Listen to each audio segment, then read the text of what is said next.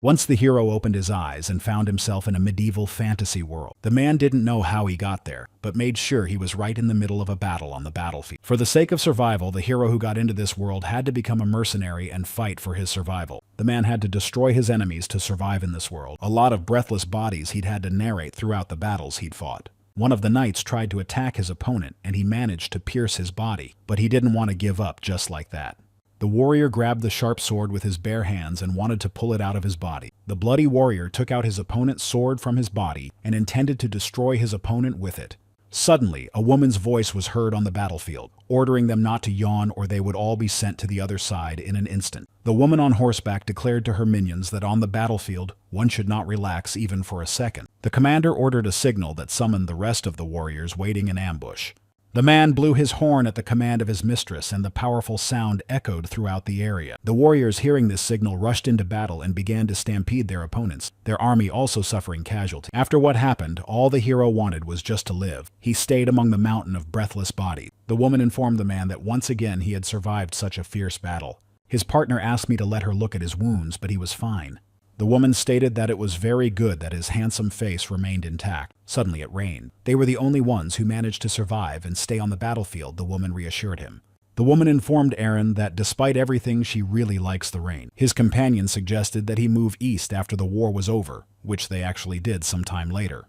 After a while, Aaron was alone, and being in the rain, he remembered his beloved's words that it rains more in the east. The woman died, but carrying the memories through time, Aaron did not forget about her. He made sure the rain let up even harder. Suddenly a whistle sounded. The commander ordered the guards to follow him and stop poking around near Aran. They were catching criminals who intended to leave the castle grounds. The two men turned to Aaron as the captain looked at them silently as they tried to hide from the rain. Aaron saw them coming, asking where the rest of the minions were assured they would be coming soon.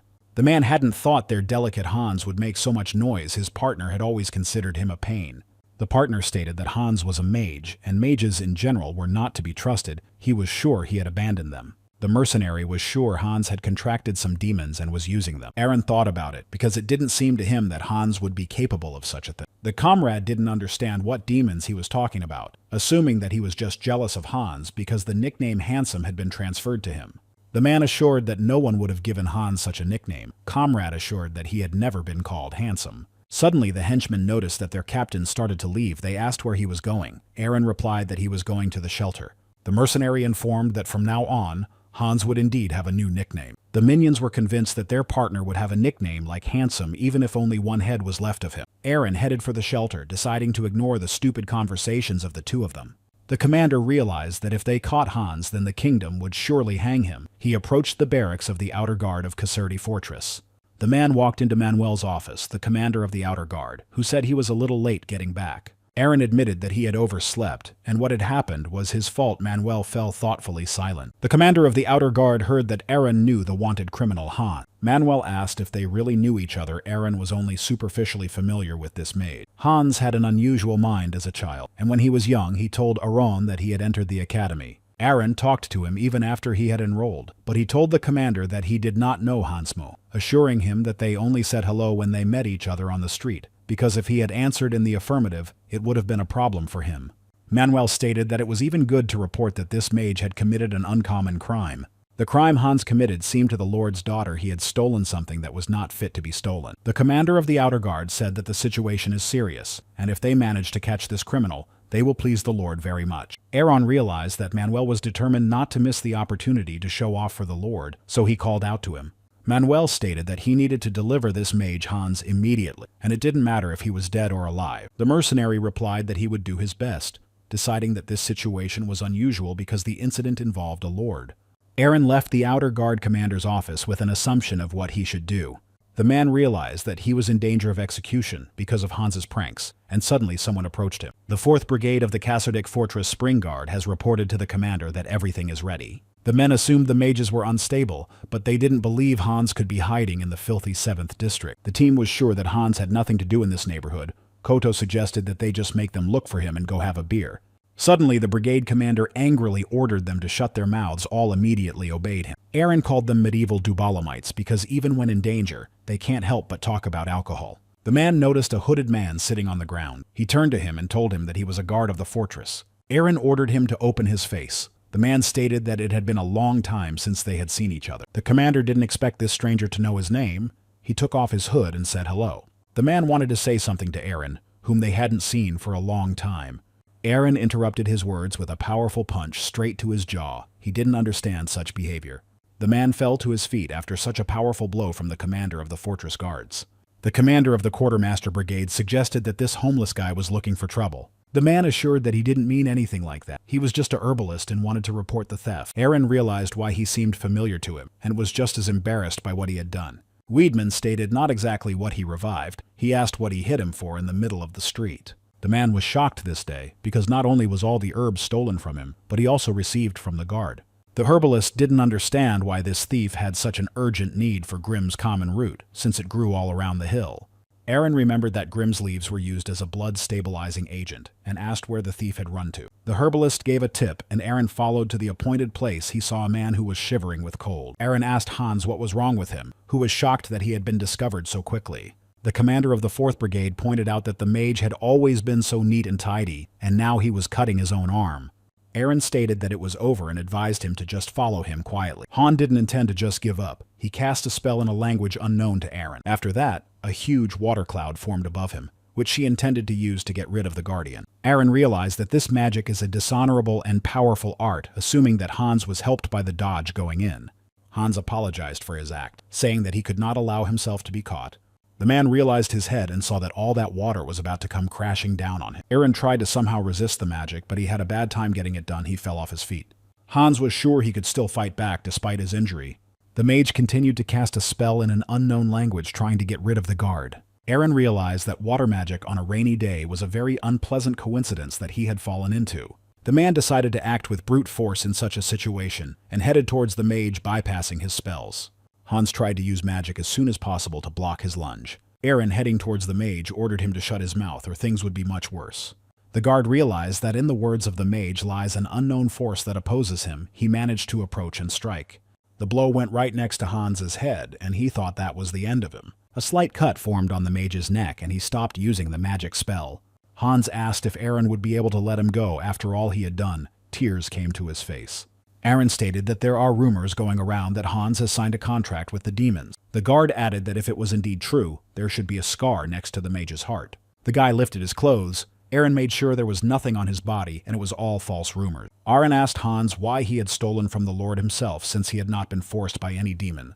Hans replied that it would be difficult for him to understand his act, but that he would be able to do so someday. The guard heard that guards had also appeared near them, intending to search the street. Suddenly, the man grabbed the mage and pulled a vial of healing potion from his pocket. Eren poured the potion on the mage's wounded body and he screamed in pain, but his body began to recover. The guard stated that it was a healing potion, and no need to shout. He ordered to follow him. Losing a hand was not a sufficient punishment for theft, and it was not Eren's place to judge. Since it was medieval, he had cleared a hole in the wall of the fortress.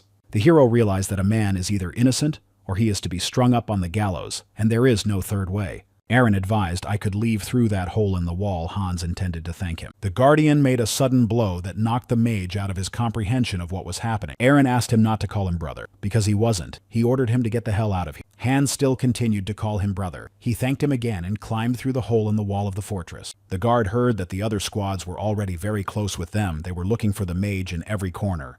Eren finally declared that he was not Hans' brother. Then he put a hole in the ground and left the place. Hans disappeared without a trace from this small fortress in the eastern cordon of the kingdom of Kasardika. The girl was collecting dried delno and heard nearby looking for the thief. Suddenly a strong wind blew. The girl's underwear picked up the wind current and began to drift away further. She didn't realize what she should do. Beautiful. Hans good. Hans, all these belonged to the underwear thief. The medieval world in which personal hygiene and ethics were at a very primitive level.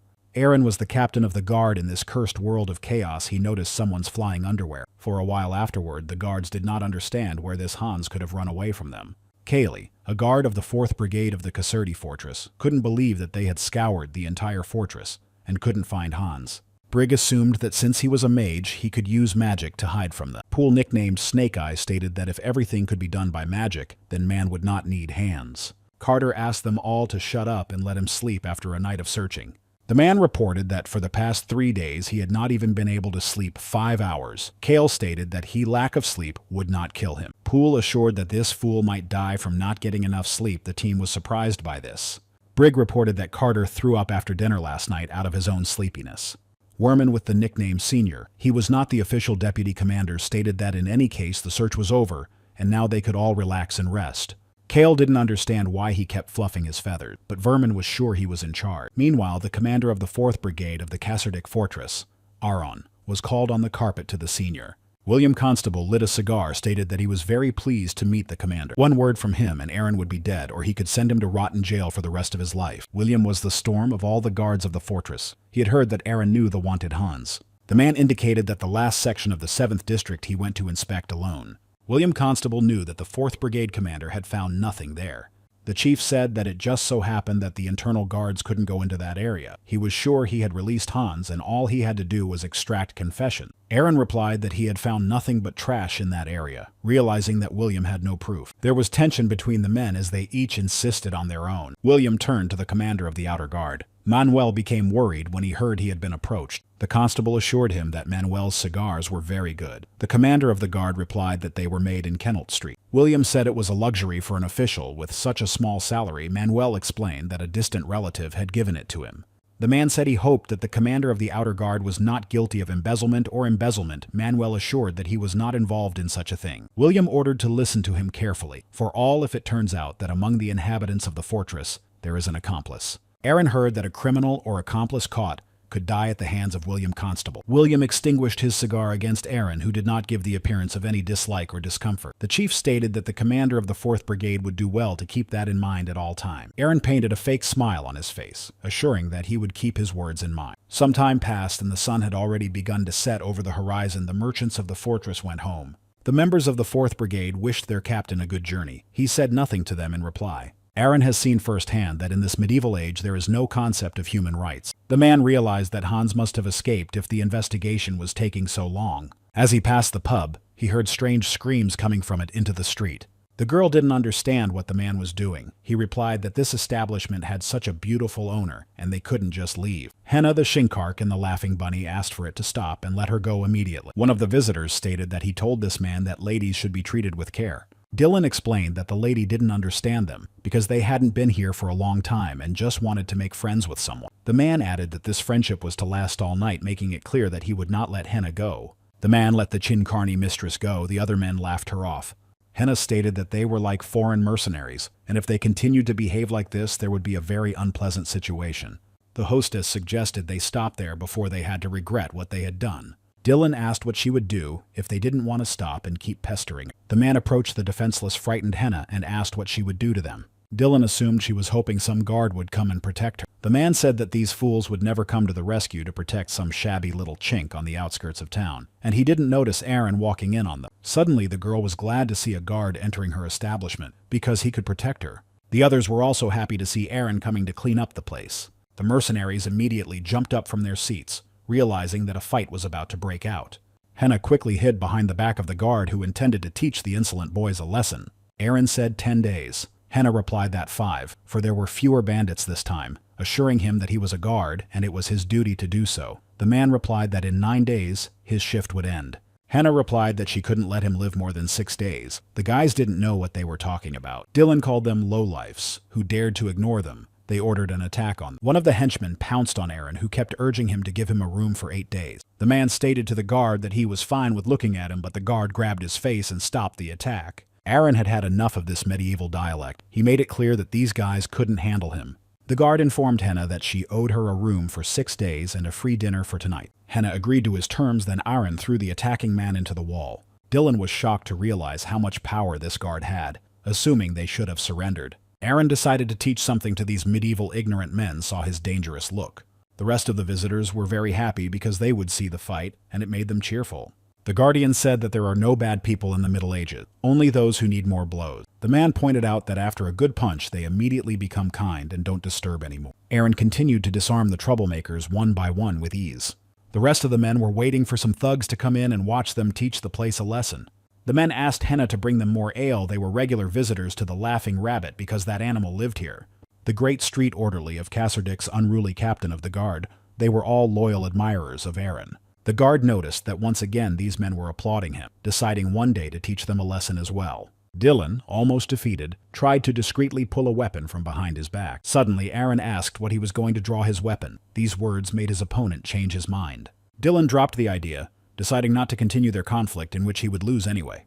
Captain Casardi's shift as captain of the 4th Brigade of the Outer Guard of Fortress Casardi was successfully completed. As the night fell, Aaron took one of the rooms in Hannah's place as agreed. Aaron had a dream from the past, where he and a girl are together on the same battlefield. She advised him to run and not look back. The girl informed him that he must live. Aaron grabbed his sword and drew it from his sheath in anticipation of danger. The guard realized that it was just a nightmare, and tears came to his face. The next morning came, and Aaron had been practicing with his sword from the earliest time. The hero has been in this world for 6 years. He did not understand until when he can live this monotonous life. Suddenly, he was approached by a guard who liked his sword because it was without any frills. The man didn't know that there was a single swordmaster in Kasserdick Fortress. He was surprised. Aaron noticed on his armor the crest of the Fenner family. He knew that there were not many people with such a crest. The guard shifted his gaze lower and saw a sword on his belt with a spiral hilt. Aaron assumed this guy was a real knight. He didn't understand what he needed from him. A knight squad that fought against demons crossing all human borders, swordsmen of mankind. The guard realized that if this man was from the Fenner family, then he was a knight from the distant Bolt Fortress. Aaron was curious as to why someone like him would come all the way out here to get to Kasserdy. The knight assured him that there was nothing to frighten him, as he was simply amazed at his sword skill.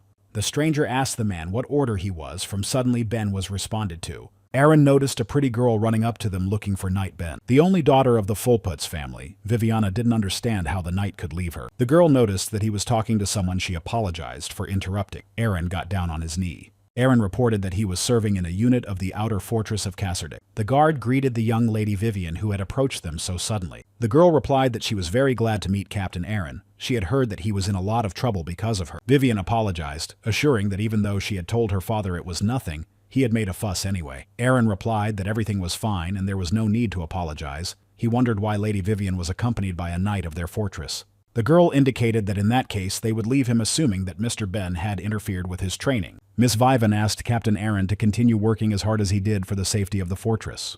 Ben recognized the man as a guard, though he had previously been sure he was a knight as well. The Guardian followed the men with his gaze until they disappeared from his sight altogether. Aaron suspected something wrong with what had happened, but realized that such things did not concern him. After a while, Manuel started yelling at Arn again, calling for him to come to him immediately. The guard realized that this tone didn't bode well for him, but he didn't understand what he had done wrong again. The inner fortress of Kasserdi stood on its ears with the shouts of the commander of the outer guard, Manuel. The commander shouted so much that he blushed and told Aaron off for what he had done, because he had asked him not to wave his fists at him too much. Manuel asked why the mercenaries of the inner fortress were suddenly all dead, saying that this time he would have to deal with it himself. Aaron made sure he overdid it a little too much. He didn't know these rascals were mercenaries from the fortress. Then the guard came to the chief of these mercenaries, who was no better than they were. Just as he knocked on the door, a shout came over him, ordering him in. Entering the office, he saw that the head mercenary of the inner fortress was a woman. The woman didn't understand what kind of guard he was that was causing so much trouble for their fortress. Officer Nova Castle advised that if he thinks he is not suited for the job, he can resign and not cause unnecessary hardship. The guard had expected such a reaction from her, for he knew that the castle officer liked to ramble, but he had a plan. Aaron knew a few tricks on how to win a woman's favor with him. The man smiled slightly. For a start, he addressed the Castle Nova officer by name. The girl was surprised at his behavior. Further, Aaron decided to compliment him to give him a good praise. The Guardian reported that today Nova's curls looked like fragrant ripe citrus, the aroma of which I wanted to savor. Noticing her reaction, the man realized that something had gone wrong, because she didn't respond to the compliment at all. Nova said he was just a headache. Aaron thought he'd done it. The castle officer reported that the mercenaries he had nailed yesterday were to be sent to Bolton Fortress. Aaron replied that they were more like a bunch of fools, and if they were sent, they would die anyway. Nova became furious, ordering him to shut his mouth. The guard obeyed her. The girl said that if it happened like this, Aaron would have to work for the mercenary. She did not accept any objections. She would provide compensation, and he would have to deal with it himself. Aaron agreed, realizing that he had set it all up himself. He asked what the assignment was, and Nova replied that it was an escort. Sometime later that afternoon, but in the evening, Aaron set out to escort the caravan to Bolton. The guard noticed the large number of carriage attendants and decided it was a bit much. Aaron noticed that most of the mercenaries were ready for some sort of major battle. The man didn't understand why they were all so suspicious right now. Aaron asked Dylan, who was in the carriage accompanying them, who had not expected to be addressed. Dylan recognized Aaron, who had finished off his squad earlier. He didn't understand what he was doing here. The man told the guard that he was a demon and he was stronger than him, even though he had killed his boys. Aaron made sure this mercenary was tougher than he looked. Assuming he was hit less often, Dylan said he wouldn't mind him anymore. One of the mercenaries reported that the sun had already set, and was thinking that the rest stop would be tomorrow. Someone had heard that they were supposed to stop at a small village nearby. Aaron, hearing this speculation, realized that this small village had the name Knocked. After a while, as Aaron guessed, they did come to this village. The mercenaries had heard that this village was completely empty, thinking there had been a bad harvest year and everyone had fled. One of the partners suggested that demons may be involved in the disappearance of the settlement. Dylan noticed that Aaron was starting to move away from them. The rest of the crowd was waiting to be fed. The mercenary followed the guard, trying to find out where he was headed. Dylan walked past the accompanying carriage from which someone was watching them, but no one noticed. The man asked Aaron where he was going since they had just gotten to Knockville. Dylan asked if there was anything interesting here. Dylan wondered where all the villagers had gone. Aaron answered him nothing. Aaron remembered the boy to whom he had given the book, who lived in the village, and asked to visit him again. The mercenary simply followed the guard, realizing he wouldn't be able to get words out of him. Suddenly, they came to the main street and Dylan noticed pools of blood underfoot. Suddenly, Aaron advised his companions not to look up. He didn't realize what had happened. Dylan did not listen to him and saw many breathless bodies hanging on crosses along that street. Aaron was trying to figure out what happened in this settlement. Suddenly, someone approached the guard. The man turned around when he heard his name. Dylan didn't know how to act in this situation. The mercenaries saw Viviana Fullputs in front of them, who asked what the guardian of Cassardec Fortress was doing here. Aaron asked in response why Lady Vivian was. At this point, Dylan looked at them silently. After a while, all the mercenaries had dinner ready, but Aaron and Dylan were in no hurry to get in line. It was the first time the mercenaries had had chowder with so much meat. One of them said that if the food here was bad, he would have deserted long ago. Dylan didn't understand how these mercenaries could eat. After seeing so many breathless bodies, he wondered what kind of beast did it. Suddenly, a man approached them, explaining that it was a mass sacrifice. The mercenary indicated that what they encountered was some sort of ritual, and these people were sacrificed to demons. The man asked if they were going to eat. Report that he had wine. Aaron refrained, stating that alcohol dulls humanity. Dylan stated that he would never give up wine. Aaron stated that if he puked again, he would kill him. The man introduced himself as John. He was the commander of this squad. He didn't recall the two mercenaries. The guard introduced himself as Aaron, explaining that he was just a part-time mercenary. John advised them to eat and rest, for as soon as the sun came up, they would set out on a journey that seemed difficult to him. Suddenly, the mercenaries noticed that the flower of the east appeared in front of them, accompanied by an entourage. Vivian Fullputs walked past the mercenaries without even looking at them for a moment. Dylan said that he had already seen this beauty, and John had a feeling that they were escorting not ordinary people, but he did not expect that they were escorting Lady Cassardec's carriage. Aaron recalled the dialogue he had had a few minutes ago with Lady Vivian. Earlier, the girl told the mercenary and the guard that she had just left the carriage for some air, saying that she was tired of being in the fortress all the time, and her father suggested she go to Bolt Fortress. The guard asked my lady what she had said about Lord Cassardec as her father. Suddenly Ben came up to them and said that the less the mercenaries knew, the sounder their sleep would be. The knight informed the men that there were things they were not in a position to know, and so they parted ways. Now Aaron sat by the fire and tried to anticipate what Knight Ben had hidden from them. John noticed that Aaron was unusually calm for a guard, so he asked if he was afraid that they might encounter a demon. Aaron replied that they had a knight with them who could handle the demon with their help. Knights underwent special training to fight demons. They were the elite guard of the Emperor. Aaron said that as long as he had his own sword, he didn't have to worry about his life. The Guardian stated that even in the most difficult situation, he could find a way to survive. John realized that this guard wasn't as simple as he'd made it seem on first impression. The man wished the mercenaries good luck in their further escort, for no one knew what awaited them. Aaron picked up the book, and past memories with this place came flooding back to him. The boy was given a book that he really liked. Aaron hadn't seen him in a very long time. Aaron was sure that in the time they hadn't seen Horn, he had grown older, but suddenly he sensed someone's presence. With one powerful blow, the guard fended off the man approaching him. Aaron noticed that it was not a human, but a zombie that intended to devour him. The monster looked at the man and tried to get up to finish what he had started. He started screaming. The zombie tried to approach again, but Aaron drew his sword and made a powerful strike, destroying the enemy. Aaron tried to figure out what the zombie was doing here and where it even came from. Suddenly he heard screaming. Dylan yelled like a girl, ordering the monster away from him. He was trying to avoid a confrontation with it. One powerful blow silenced Dylan as he realized he had been rescued, blood from the zombies flooding his clothes. Aaron rescued the mercenary, who began to rejoice and thank him, calling him his brother. Dylan asked where he'd gone and why he'd abandoned him at such a terrifying moment alone. Aaron asked him to rest in peace, asking where everyone else was.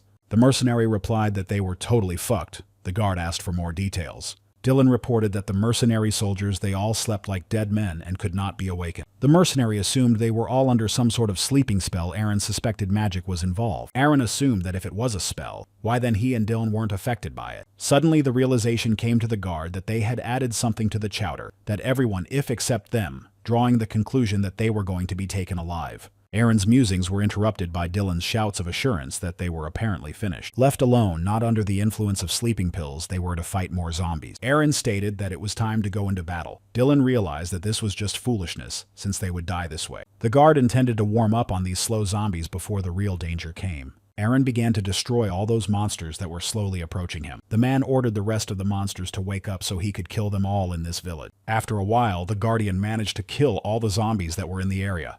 Suddenly, Aaron heard some noise. She thought it was another monster. He drew his sword. Aaron recognized the silhouette of Hong, who had turned into a zombie instead of all the villagers. 2 years ago, Aaron was hiding from his pursuers in the village, and that's how he met Horn. The man told the young man that he had mistakenly thought he was a knight because he was not.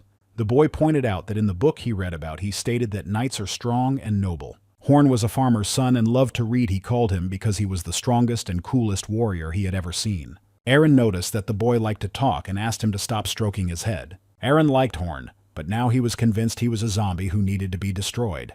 After settling in the fortress of Kasserdik, Aaron continued to visit Horn, bringing him gifts. One day, a guard told the boy that there was a library in town that was full of books. The man reported that the librarians are up to their ears in these books. The boy was encouraged by the story. Horn also wanted to become a librarian, so he could read lots of books. Aaron said that since he liked reading books so much, he should try to become a librarian. The guard had heard of demons feeding on human fear. He struck.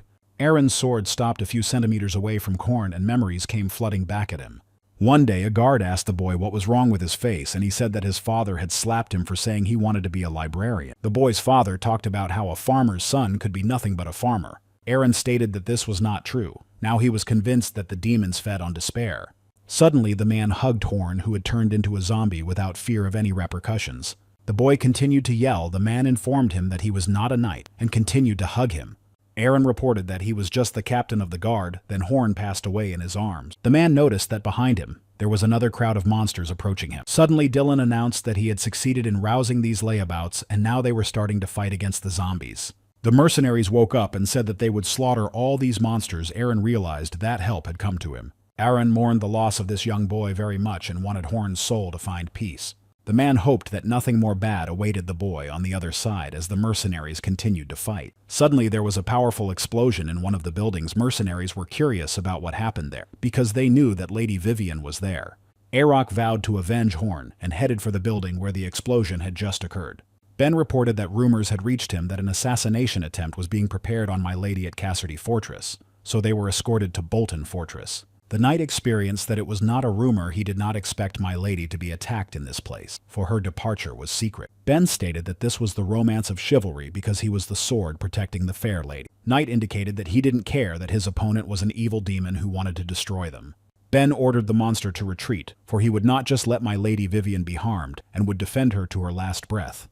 The enemy declared that this one was not just a knight, but a chatterer, saying that he was trying to buy some time, but his slaves would take a long time to heal because the dagger was poisoned with poison. The demon said that Ben had also eaten the chowder with everyone else today, and thanks to the poison in it, his mind must be clouded. The knight replied that the demon was so unsure of himself that he even had to poison him. The demon was angry at these words, ordering him to think about what he was saying, because from now on he did not intend to tolerate. The enemy jumped off the wall, and from his landing the floor collapsed. Ben managed to move away from it. The knight noticed that his abilities were acting strangely. His aura was barely noticeable. Ben noticed that this possessed man had demonic erosion on only one arm. The man realized that once his feint worked, he needed to hit the parts of his body where there was no erosion. The demon tried to strike at the knight, but the knight in turn believed he still had a chance. Ben managed to launch an attack by striking directly into his opponent's demonic arm, but it had no effect. The demon responded by grabbing the knight by the neck, stating that it was a foolish decision to think he would die from being struck, where his body had not undergone a transformation. The creature assured that the one knight was unable to defeat him, saying that he would die. Suddenly Aaron appeared behind the demon's back, intent on avenging Horn.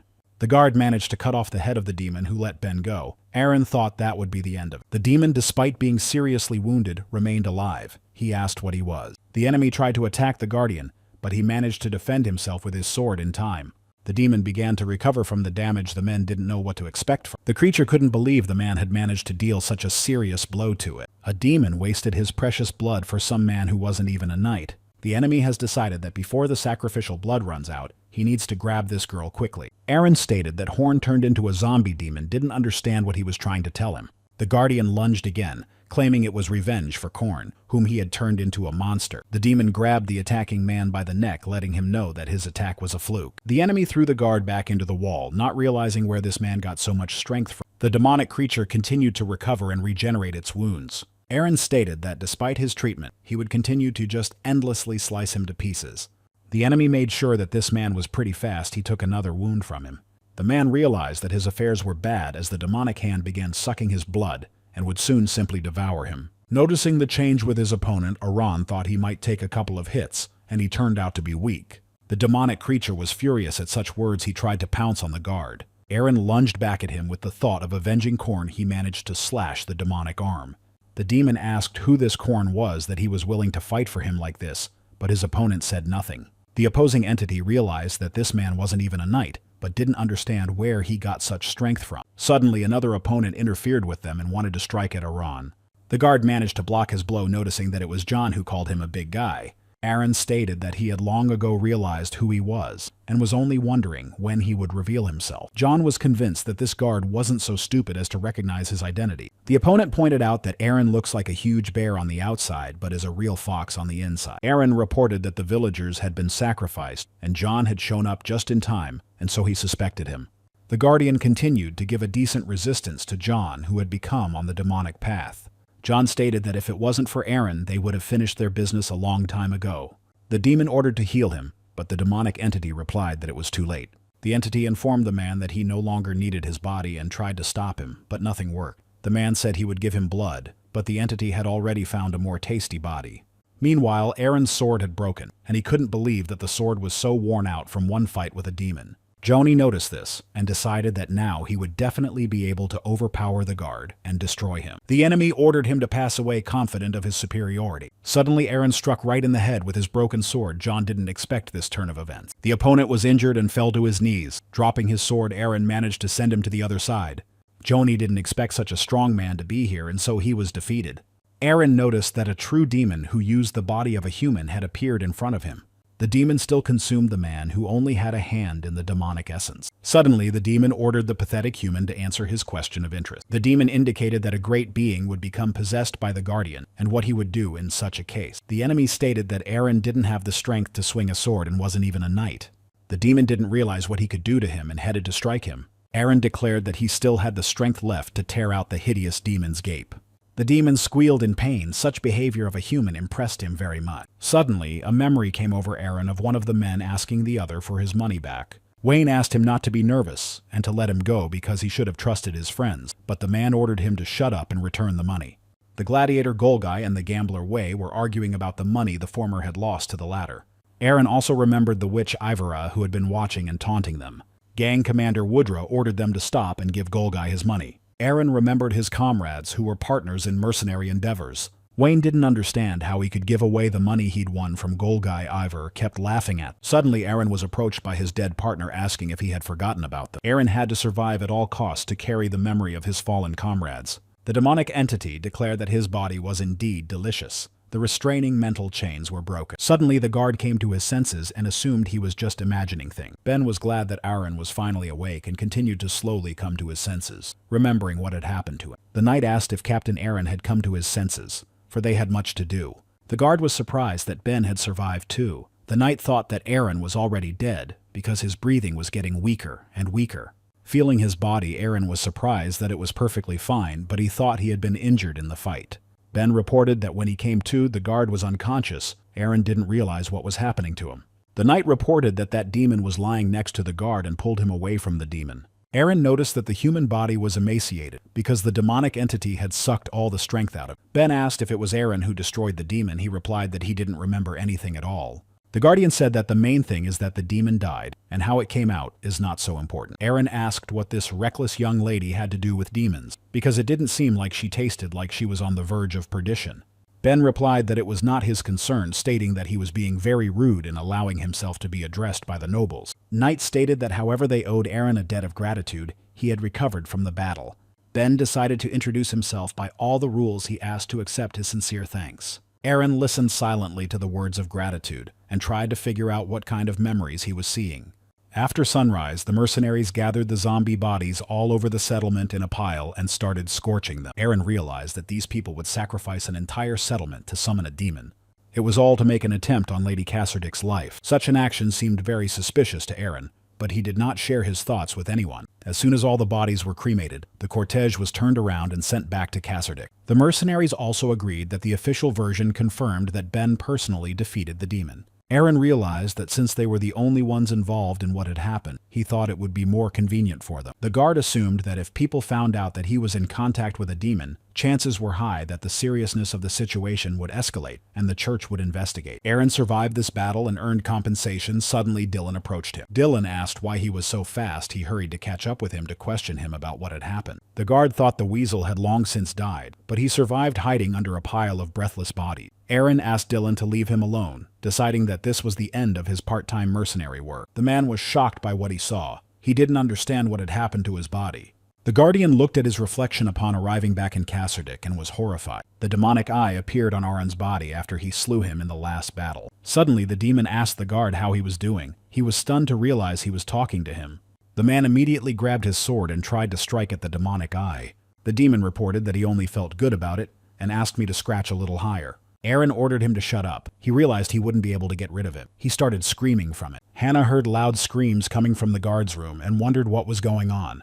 The man suggested that he was the same demon he had recently fought and replied that this is what the ignorant servants call him. Eren remembered how he had fought and realized the demon had latched onto him when he ripped out its flesh. The demon reported that it did not happen by the will of the man. He merely possessed his body out of personal desire.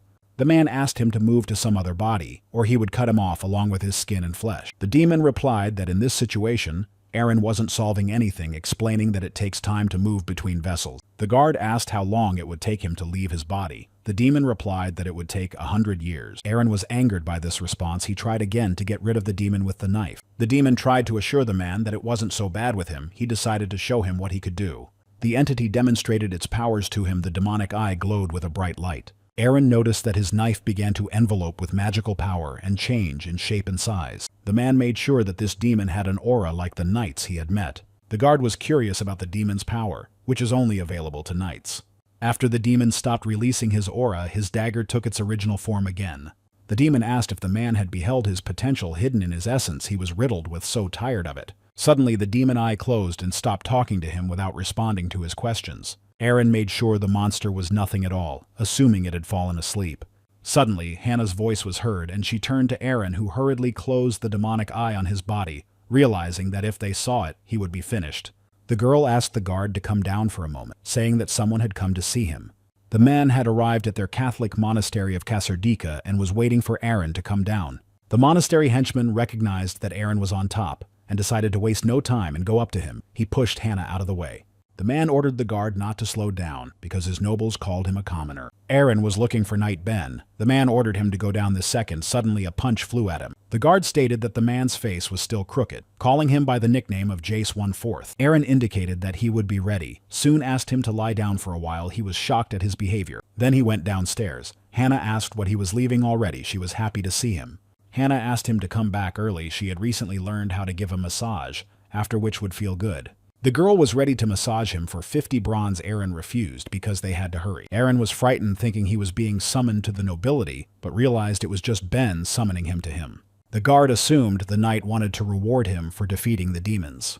Earlier, Ben asked if Eren was okay with this, since defeating demons is a momentous achievement, and he's giving it all to him. Eren didn't want to make too much fuss. He suggested he just share part of the reward he received. Ben agreed with him, promising that if he was rewarded, he would be sure to share it with him. The power to destroy evil and execute justice aura is a miraculous ability only available to knights.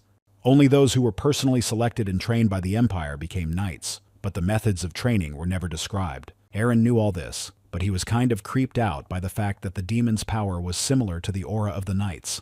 The guard asked Jason how much farther they had to walk, and he said they were almost there. Jason didn't understand why he called him a quarter, because it hurt him to hear it. Aaron asked what he didn't like, explaining that he had half of a half nobleman in him and it was the perfect nickname for him. Jason was angry with the guard, promising that one day he would finish him off. He announced that they had arrived. The man was surprised to see that they had come to the Church of Solar. He did not understand why he had been invited here. Jason didn't understand why the guard's face changed so dramatically, and he became nervous at the sight of the church. Aaron felt uneasy because he had a demonic essence inside him, and he didn't know what would happen to him if he entered the holy place. Once inside, Ben was pleased to see Captain Aaron acting strangely. The knight noticed that Aaron was somewhat taken aback by his sudden invitation. The demon informed him that he was not comfortable in this place. Ben introduced the minister of the church, Priest Blyan. He was pleased to meet Aaron. Then they introduced Joanna to the Inquisitor, who looked arrogantly at the guard. The knight explained that these people were famous for their deep religious faith. Aaron looked at her warily. Suddenly, Aaron noticed that Joanna tried to strike at him. He thought she had spotted a demonic entity. The girl just touched the man's forehead, and he realized that it wasn't an attack, but he didn't fully understand what it was. Blyan explained that the Inquisitor extended a blessing palm to him, adding that he was jealous of him. Aaron realized that it was just some kind of religious ritual, which he didn't understand at first because he was far from it. The demonic entity didn't understand how God's servant dared to lay her filthy hands on him. Joanna reported that Sir Ben had told her everything and conveyed that Aaron had taken credit after defeating the demon. The girl handed the guard a small gesture of goodwill from their church, asking him to consider it a tribute to his achievement. Aaron believed he had gotten the church's gold fibula and a few dozen gold coins. The guard asked if someone like him could accept such a valuable gift. Blyan asked to take it. The priest said that all he had to do was lend them his abilities in times of dire need, which was rare. Aaron had heard that Priest Blyan is one of the corrupt lords in Cassardic's behind-the-scenes games. He claimed from now on to be his holy father. The guardian realized that he could not refuse this offer. He proclaimed the Church of Solar. Joanna thought the guard was acting strangely, but said nothing. After a while, Cale was surprised at the captain's new look, asking if he had beaten anyone, and then robbed them. Aaron asked him to start by taking off his show-off scarf and then saying something about his armor. Cale asked what was wrong with his scarf. The guard reported that this fibula was a gift filled with the blessing of the sun. God, he had bought the armor with the coins he had received. Cale recommended he better close his debts at the bar. After they visited the bar, the waitress brought them their ordered beer. Cale thanked Charlotte. Charlotte asked if Brig was coming over today. Cale said he had the day off today. Aaron asked if she had a crush on him. The girl replied that it was hard to see a nice man like Brig. The girl was going to give Brig a massage that made him feel good. Aaron realized who Hannah had gotten it from. The guard missed the cold mug of just poured beer from his world that was no comparison to this one. Charlotte asked, having heard him and the latest gossip. Those answered her negatively. The girl told the guards that a gang of crooks had recently appeared, and they asked for more details. The crooks were in a sick newt in the 5th district, and lately there had been a lot of strangers staying there, because gambling was in vogue. The men kept losing at craps because their opponent kept rolling sixes. Charlotte informed the guards that the little girl kept undressing everyone who played dice with her. Cale stated that they should deal with this mischievous girl and find out what's really going on there. Aaron didn't understand how a minor dared to gamble in his neighborhood, and as captain of the Cassardic Church Guard, he couldn't sit idly by while it happened. Suddenly, Cale said the captain shouldn't be there dressed like that. Aaron said there was no need to worry, and ordered Cale to follow him, who had no time to finish his beer and followed him. The captain of the 4th Battalion Guards intended to deal with the vicious den, but Cale didn't want to go there. Aaron took off his new armor and they sewed a sick newt into the bar where the gambling took place. The men noticed that Aaron, who was famous for his monstrous strength in the area, had come to them. The guard stated that he and Joseph hadn't seen each other in a long time, and he asked where the dice game was. Joseph replied that Aaron had previously quit gambling and didn't understand why in that case he had come here. The man assured me that today was the last time he would play and would not touch it again, saying that for the first time in a long time he had money. The guard sat down at the table where the girl was sitting. He had heard she was a good dice thrower. The girl looked at him in silence, and he was ready to play with her. Putting a bag of coins on the table, they started the game. Aaron got a 6, which was the highest number in the game, and waited for the girl's turn. The girl also threw out a 6, and the people around her saw that they had another draw. Aaron suggested that she raise more bets in that case, and he doubled his money, confident of his victory. The girl agreed and also supported raising the stakes. She didn't understand his arrogance. The opponent purposely lost a few rounds to Aaron, and he started frittering away money on all sides. Suddenly, a man appeared behind the girl's back and discreetly coughed, giving her a sign. The girl realized that it was time to hook the fish because there was nothing he could do, because she could turn the dice with magic. The opponent was determined to get every last dime out of this insolent man. Suddenly, Aaron asked to stop. Aaron asked what she was trying to divorce him with magic to didn't realize where she'd blundered.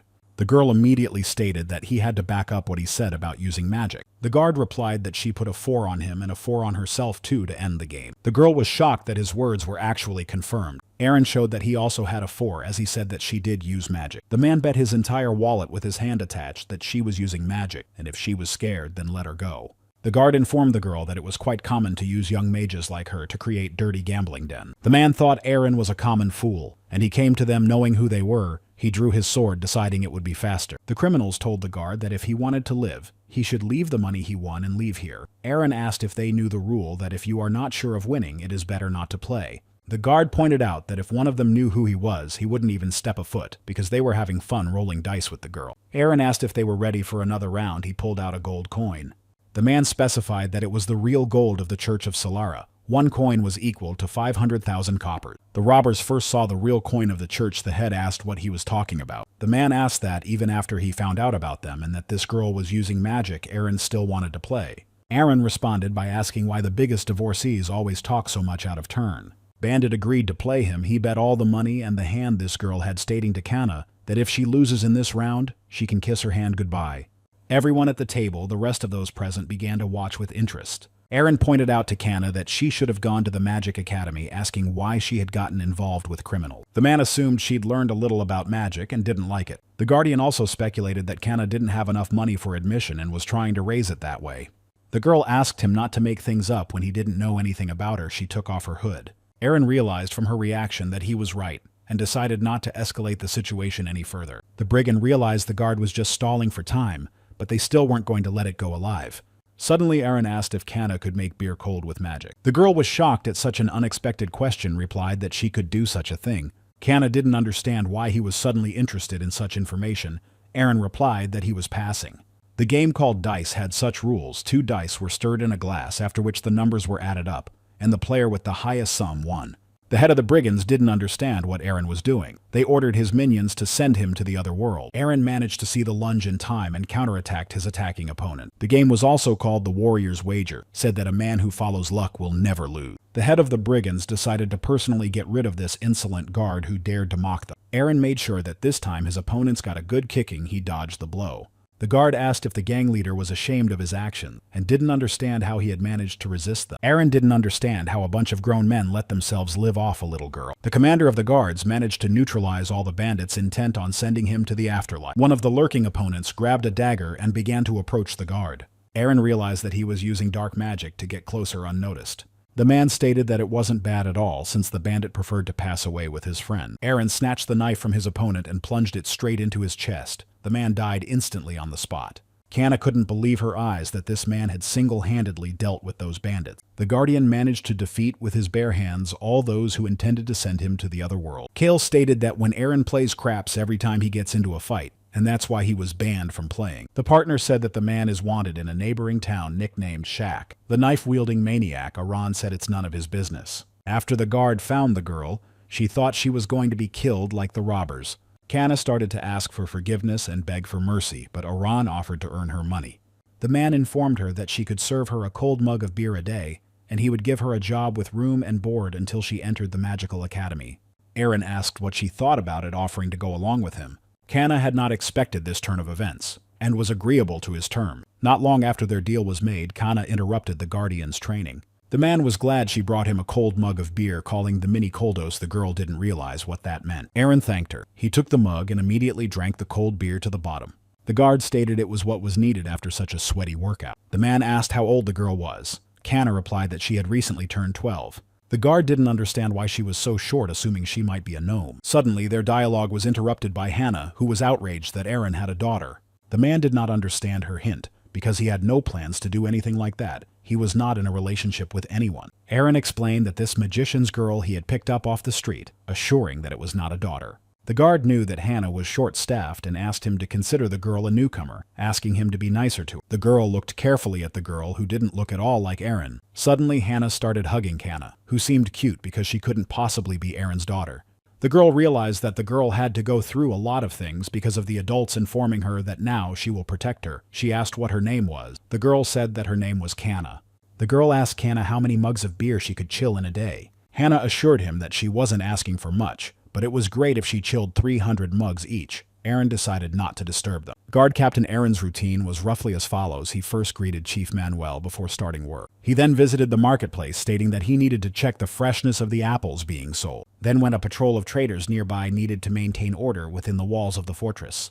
The old people didn't understand what kind of bastard was taking away a small part of their goods day after day. The merchants let him do whatever he wanted, because thanks to Aaron, there were no more bandits hanging around their market. Afterward, they extorted money from the smuggler, but he assured them it was all he had.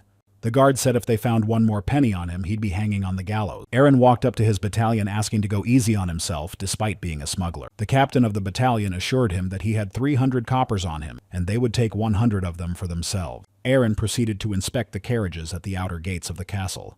The man remarked that apparently there wouldn't be many visitors today. Suddenly a man came up to Aaron and told him that the carnelian flowers would not wither. The 4th Battalion commander asked what his scar had sent to him again. The man asked that the name not be spoken in the hearing of the one who is the shadow of Kasserdick Fortress. Aaron asked him to shut up and just tell him why he came. He was surprised at his behavior. A man reported that rumor has it that a bunch of strangers have been visiting Kasserdick lately. Aaron learned that quite a few of the strangers among them pretended to be merchants but acted suspiciously. The interlocutor, asked to look at the letter, said that it was from the Shadow King. 3 days had passed since they had entered the walls of the fortress. Aaron learned from the letter that the unknowns made every possible attempt to stay in the fortress and conceal their presence, but they could not fool the Shadow King's scar. After reading the letter, the guard squeezed it and threw it away, saying that he was busy for such nonsense at the moment. Aaron huffed to tell Scar that he didn't have time for his childish games right now. The Shadow King's henchmen didn't understand how he could talk about him like that. The guard ordered him to stop fooling around and leave his post. Aaron stated that the increased number of foreigners in this remote provincial place would only benefit their economy. After a while, the captain of the guards noticed the wagon approaching. He ordered Carter to wake up. Aaron said it was time to raise some money, and they stopped the wagon for inspection. The man noticed that this merchant looked suspicious and decided to believe him. Carter stated that it was Dornoy, whom they had seen several times before. The subordinate informed the captain that it was Dornoy. He was from Mozart's high society and had moved in with them. Carter had already inspected him several times. Dornoy was glad to meet the captain of the guard, for he thought he was a knight from his appearance. The man handed him a bag of coins, stating that the guards work so hard day and night. Aaron accepted the bribe, stating that he could call him his brother. Dornoy was glad it had gone well.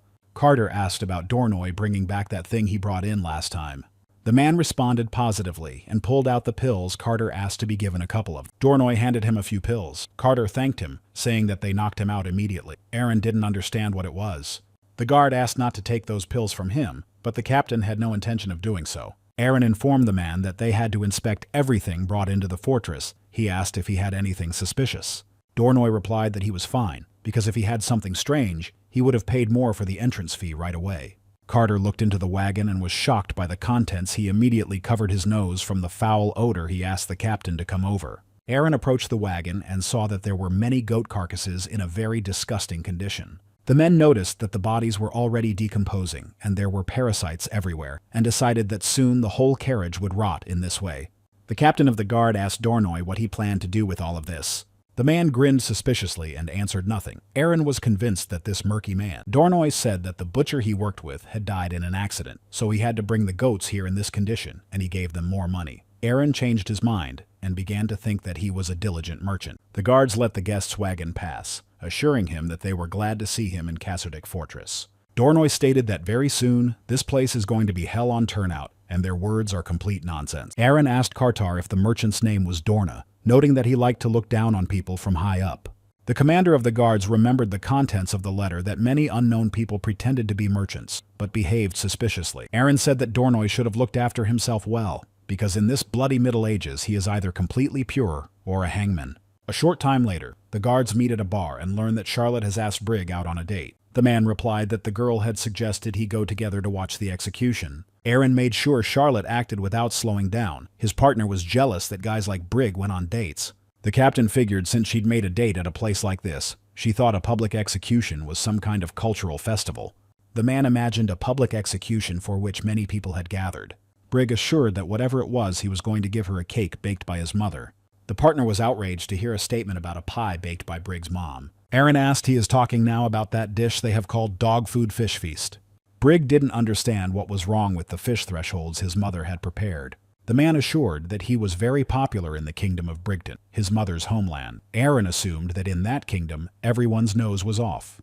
The captain was shaking his mother, but that damn fish pie was no different from garbage that had been held in the oven. Brig called the captain very cruel. Aaron asked Worman if he was doing well, and he answered positively, even though he was twisted at the mention of fish pie. Suddenly, the messenger of the Scar Shadow King reappeared to report the carnelian flower. The guard captain immediately punched him in the face. Aaron assumed that Scar was looking for him. He grabbed the messenger and followed to the appointed place, advising Brig to be happy. He wished the captain a good journey. Then he came to the appointed place. Scar was glad, for they had waited long enough for him. Scar asked if he remembered their oath, he the one who rules from the shadows, and Aaron the one who stays in the light. They swore together to take control of the fortress of Kasserdik. The self-proclaimed Shadow King of Kasserdik Fortress, Scar, announced that the fulfillment of their vow was coming to fruition. Aaron decided that he was going to die if he planned such a thing. Aaron didn't understand why he had been pulled out of dinner for such foolishness, asking what kind of silly jokes he was up to. The man took the hat, and Scar thought they had found a replacement for the Adidas sweatpants. They didn't know what he was talking about. Scar's minions looked among themselves, trying to figure out what Adidas sweatpants were. Aaron tried to ask Scar what kind of nonsense the city's vigilantes were talking about. He told him to stop with the childish games, but he asked him to stop and listen to him. Scar asked if he remembered what he had recently written to him in a letter, because lately strangers entering Kasserdik had been acting strangely. The self-proclaimed King of the Shadows reported that, as suspected, these unknown people gathered every night away from their eyes. Scar had recently followed one of this group and suspected that something was going to happen in their fortress very soon. The man assured them that they needed to be extremely careful. Because of this, Aaron assumed that Scar felt like a big shot. Aaron said that the fortress guards would deal with the action themselves, advising Scar and his organization to stay out of it. The captain of the guards pointed out that Scar hadn't been in the carpentry shop lately, and that his dad, Jason, had been looking for him. Aaron asked if Scar was sure he could afford to do it. Hearing that his father was looking for him, the self-proclaimed Shadow King hurriedly left Aaron, ordering his boys to follow him. Left alone, the captain of the guard pondered Scar's words, suggesting that something might indeed happen. The man decided to stay on his guard, because such attentiveness will not hurt him. After a while, Aaron came to one of Dallas's executioners and brought them some things. The master was very happy about this visit, for they had not seen each other for a long time. Aaron Tad was also happy to see the guardian. The boy noticed that Aaron's armor was even cooler. The guard turned up his nose in admiration. The guard gave the boy an apple for a snack, and he was very happy to receive it. The father asked his son not to forget to thank him. Aaron made sure that the atmosphere in this house was as ominous as ever. He noticed the many weapons for carrying out the execution. Dallas apologized for calling him every time he asked his guest to take a seat at the table. Aaron assured him there was no need to worry, because the apples were free.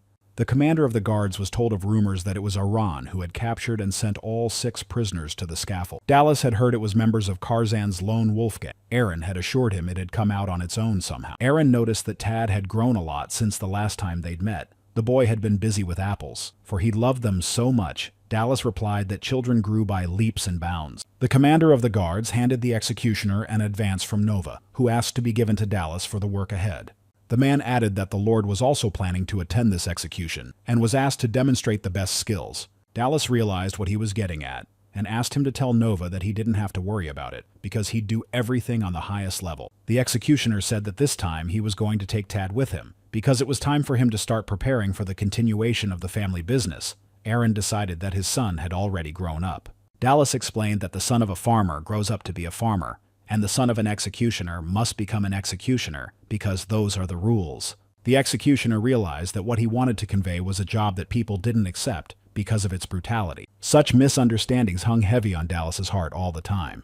Dallas reported that this was the reason his wife had run away from him. Tad suggested they try some of the apples he had sliced. The executioner was very grateful to the captain of the guards because he, unlike the others, talked to them calmly. Aaron assured that Dallas was the only normal person to talk to. Dallas had heard what had happened to Hans, and he offered Aaron his condolences. He never thought such a sincere kid would become a criminal.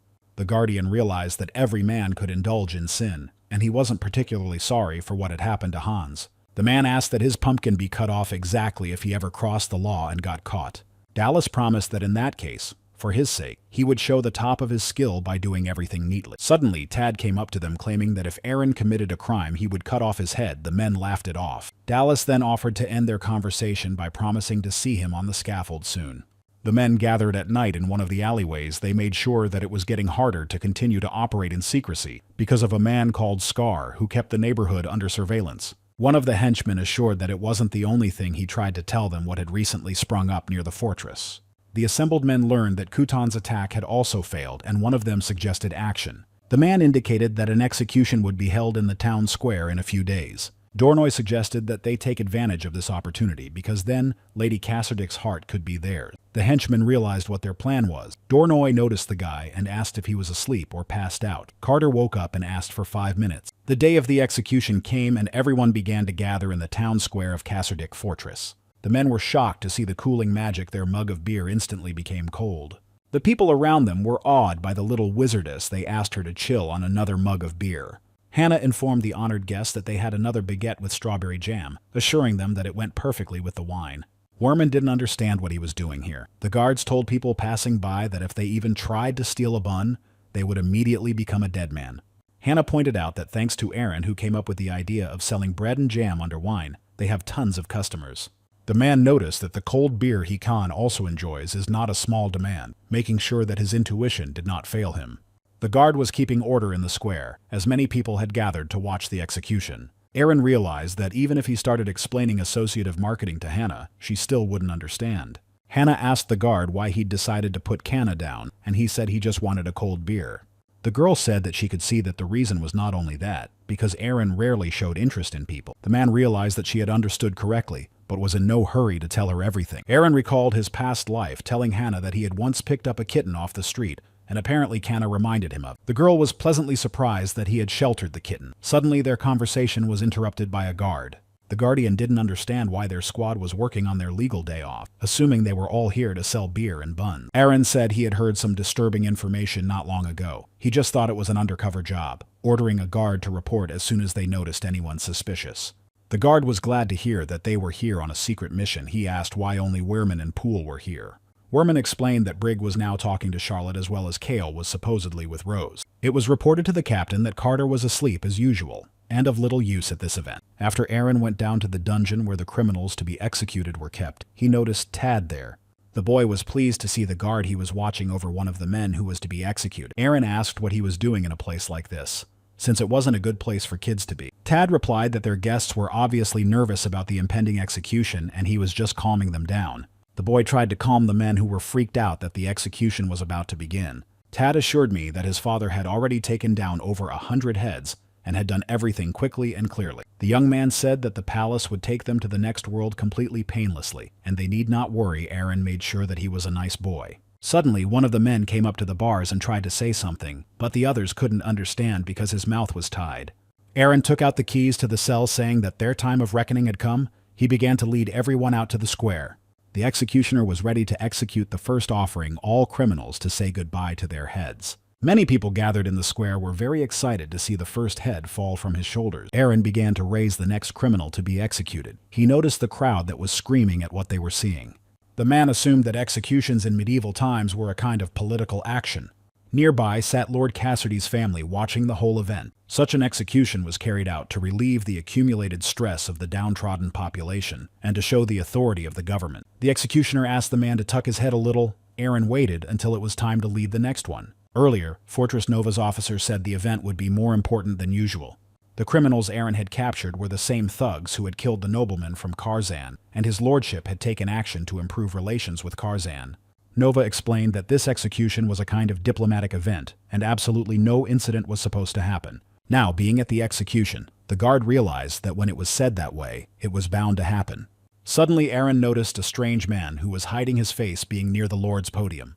The guard discovered that it was Dornoy they had recently checked at the entrance to the fortress. He didn't understand what he was doing here. Suddenly, there was a powerful explosion. No one understood what happened or how it happened. People in panic began to leave the area, fearing that they might have been hurt, but wondering what had exploded. There was another explosion. Aaron realized that this situation required immediate intervention. Aaron assumed their fortress was attacked again. There was an explosion, but near where the Lord and his family were sitting.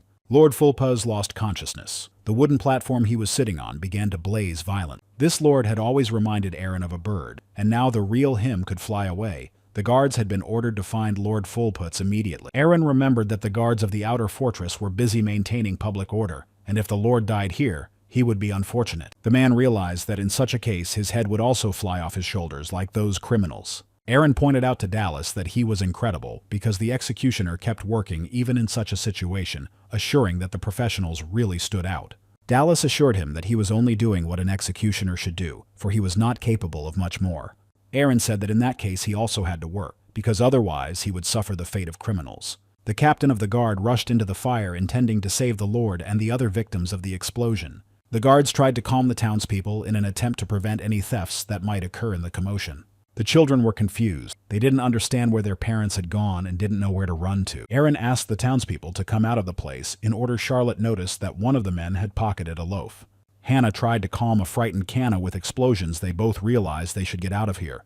Aaron rescued some more children who were left unattended. He approached Hannah. The captain of the guards asked if they had seen anyone suspicious, citing the example of the man in the cassock. The men replied that they had never met anyone like that. Suddenly, Aaron noticed Dornoy moving away from them. Vivian Fullputs also lost a creature from the explosion that went off next to her. Aaron suspected that they were after Lady Vivian again this time, since they had failed last time. The captain ordered the 4th Brigade of Outer Fortress Guards to follow him. They began the pursuit of the outlaw. The man immediately sprang from his seat and began chasing the man who had committed the rampage and tried to get away from them. The guards realized that they would be next on the scaffold if they didn't capture the criminal.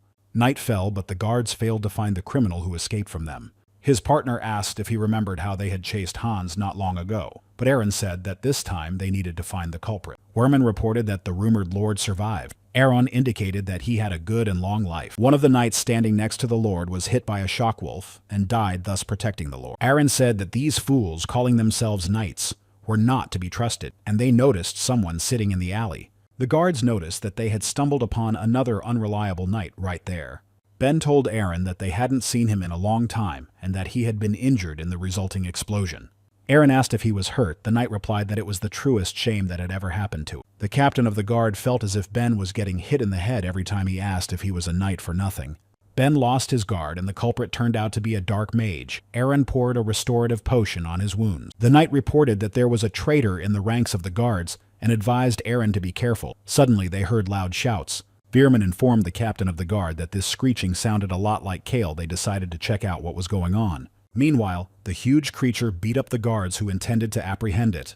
The human-like creature asked these guards what they were doing here and why they were yelling. The enemy assured that he had barely knocked them and such a reaction was already too much, but the guards continued to yell.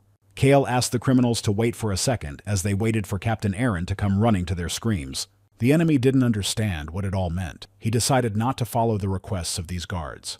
Suddenly there was a noise from the wall. Kale said that here he was because the servants and the captain were unbelievable. Aaron said that the builders didn't try hard enough. He pushed the wall a little and it fell apart like a pile of tofu. He grabbed his opponent by the neck. The enemy did not realize what kind of monsters were in the ranks of the fortress guards. He tried to break free, but nothing worked. Aaron grabbed him with a powerful grip from which no one could escape. Kale was a gift to this appearance of the captain. The guard asked his opponent why he was so weak. He was nothing like the demon he had encountered outside the fortress. The creature realized that at this rate he was sending him to the other world, but suddenly the guard let him go. The enemy coughed. He couldn't believe that this man had spared him, not knowing what awaited him next. Aaron asked if he realized what could happen to him if he continued to resist them.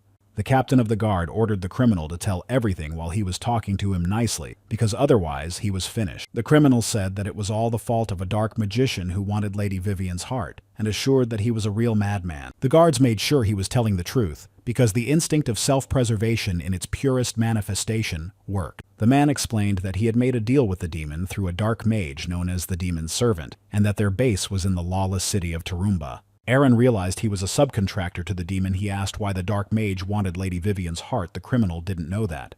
The criminal asked to believe him, because he honestly did not know all the details of the captain of the guards let him live, since he was so obedient by ordering the guards to take him away. The man who made a deal with the demon was very happy that he was pardoned. He no longer resisted the guard. Aaron assured that the criminal had made the right choice. He assured that if he had made a little more, he would have dropped his skates. The captain of the guards, from the words of the demon, realized that that man is a dark magician, and his servants use already their sixes. He was also curious who this lady is. Suddenly, someone from the shadows spoke to the captain, who could not recognize who it was who was speaking to him. Carter approached the captain, stating that tonight was a very wonderful night, asking if he agreed with him. Aaron asked if Carter had really just woken up, advising him to become moderate. The captain of the guards stating that on this scale it was already useless. Carter assured that he could not control his sleep. Aaron suspected something was wrong with him, for Ben had already reported that there was a traitor in the guards. Carter reported that it was very difficult when it was impossible to fall asleep. He did not feel conscious when he did not get enough sleep. He was lost in sleep, as if his mind was shrouded in a fog.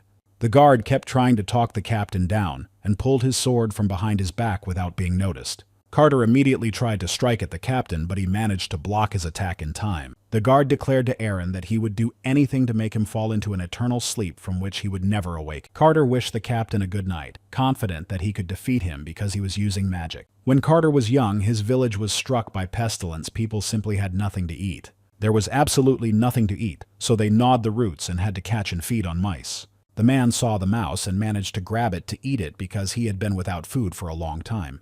Then they also had to feed on live cockroaches, rats, and similar critters. Then one day there was meat on people's tables. The Carter family had a meat dinner for the first time in a long time. The whole family thoroughly enjoyed it, trying to savor it as much as possible. Carter wouldn't eat the meat because he suspected its origin and didn't want to eat it. One night Carter realized that he shouldn't sleep a wink in this position. The family members destroyed one of their own to enjoy the meat again and satiate themselves. The younger brother was too sickly and unable to work, so the family let him go to meat. Carter hasn't been able to bat an eye since that day or night, wondering if he'll be the meat next time.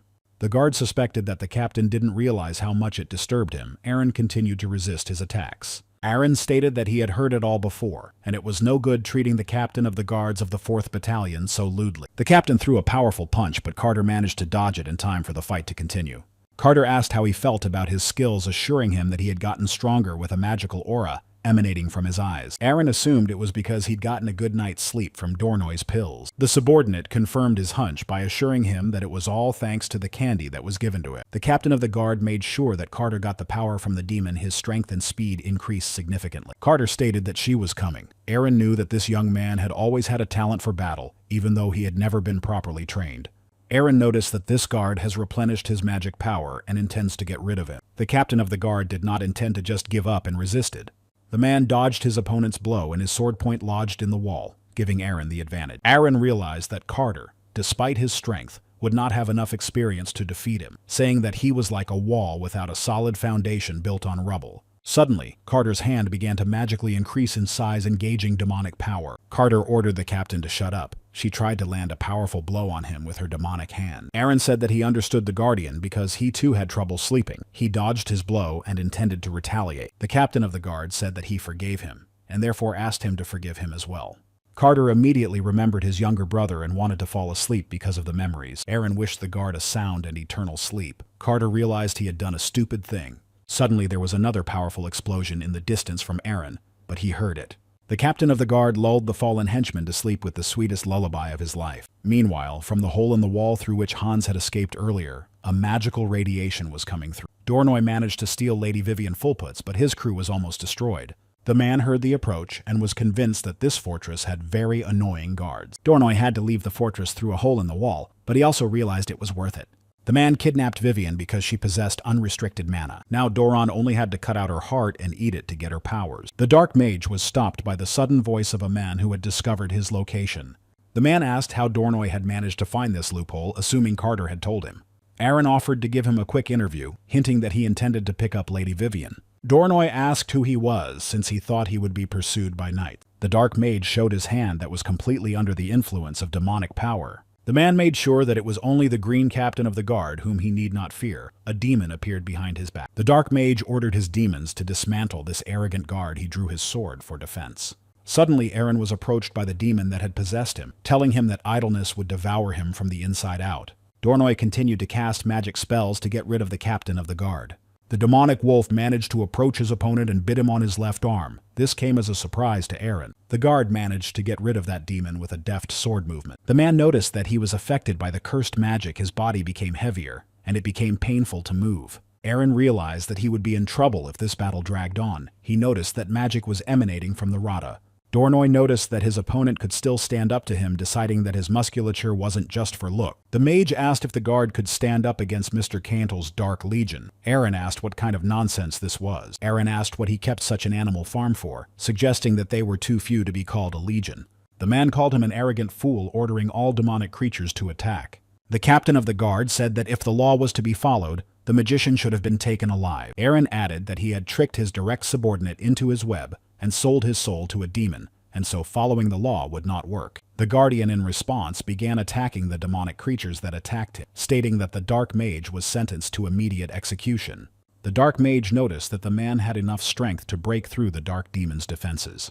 Caintel stated that those pressed by the weight of punishment are sinners. He used the spell again. The Dark Mage tried to use the pressure to destroy the captain of the guards. Aaron noticed that he immediately began to be enveloped by some strange demonic creature. Caintel asked, as he was assured it was a triple curse he couldn't escape. Suddenly, the guard retorted that the Dark Mage should prepare to pass away because he intends it very differently. The mage noticed that his triple curse had been chopped in pieces, and the approach of the guard was noticeable. Continuing to chop the curse apart, Aaron asked the Dark Mage what he had said about the night. Aaron assured that he hadn't heard his words and asked him to repeat what he had said. Caintel was horrified by what he saw. The enemy ordered the guard to stop showing off. He pulled out a potion that had someone's finger in it. The Dark Mage broke the bottle to use his most powerful spell he had. Aaron didn't realize what the slime-like substance was, but he noticed that it had begun to increase in size. The enemy claimed that this monster was summoned using the Cardinal's finger. A huge dragon appeared in front of them. The dragon delivered a powerful blow with its tail, but the captain of the 4th Battalion Guards managed to avoid the blow. The Dark Mage was sure that some pathetic chief of guards would not be able to deal with this monster. Suddenly, Aaron managed to climb onto the dragon's tail and began to climb further up the dragon's body. After climbing higher, he tried to strike the neck of the huge dragon. A flash appeared from the blow. Aronu made sure he didn't even manage to scratch the demonic creature, deciding that the usual method wouldn't do the trick here. The guard gathered more air into his lungs and directly jumped into the dragon's huge maw. The dragon swallowed the brave man. The Dark Mage rejoiced at this, calling Aaron a complete fool. Caintel didn't understand why he himself went into the monster's mouth, thinking that was the end of it. Once inside, Aaron didn't understand why it was falling apart. He began to sink to the bottom. The guard was satisfied that he had managed to get in, and now the next step, he ordered his demon out. The demon that resided in the body of the guard asked why he called him. The demonic eye opened. Aaron made sure he was awake and had been quiet the whole time. He remembered his magical aura. The man asked if the demon could use that magic power right now. The demon noticed they were in some unknown place.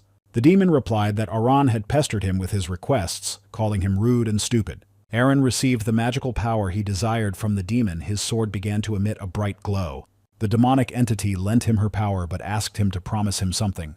The guard was not surprised at this condition of the demonic entity. He asked what he desired. The demon asked not to be called stupid anymore. The man was surprised at such a ridiculous request.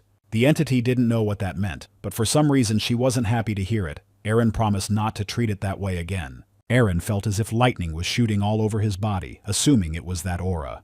Suddenly, there was an unpleasant sound that pierced through the dragon's body. Aaron intended to get out. The dragon began screaming furiously, and his body was covered with multiple cuts.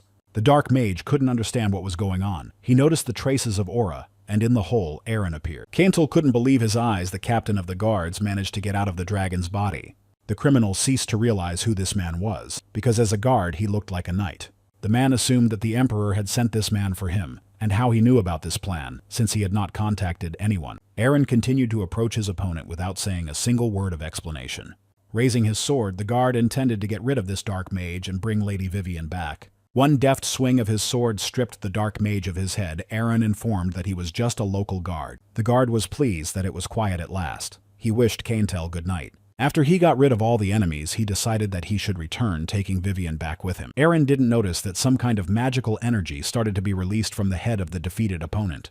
The guard felt something strange begin to happen behind his back. Turning around, the man noticed that it was magic activating. After perishing, a magical seal formed under his head. Aaron hurried to pick up Lady Vivian, realizing that this Dark Mage would not leave them alone even after death. Grabbing the girl, the guard began to leave the place. As quickly as possible, he noticed that a powerful beam of light had formed. Aaron was convinced that this time it was much more serious than the previous time. A huge demonic beast appeared in front of them and intended to take Lady Vivian away. The Guardian decided to make his way to his feet, for he would not be able to deal with this monster alone.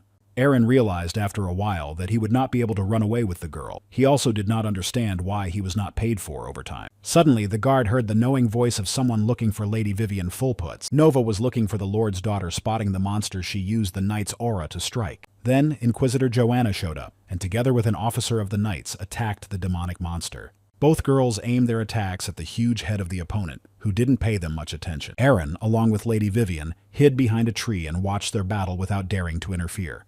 The knight and the Inquisitor put up a proper resistance to this huge demonic creature. Vivian started to come to her senses a little. She noticed the man but couldn't make out his face. The girl said he was arrested for kidnapping Lady Vivian. Aaron didn't expect her to come to her senses. Suddenly, he immediately slapped her face in fright and she lost consciousness again. The guard realized that he had overdone it a bit and now found himself in a much more difficult situation. The man decided it would be a good idea to cover her up while she was like this, so he pulled out the handkerchief he'd taken from Kale.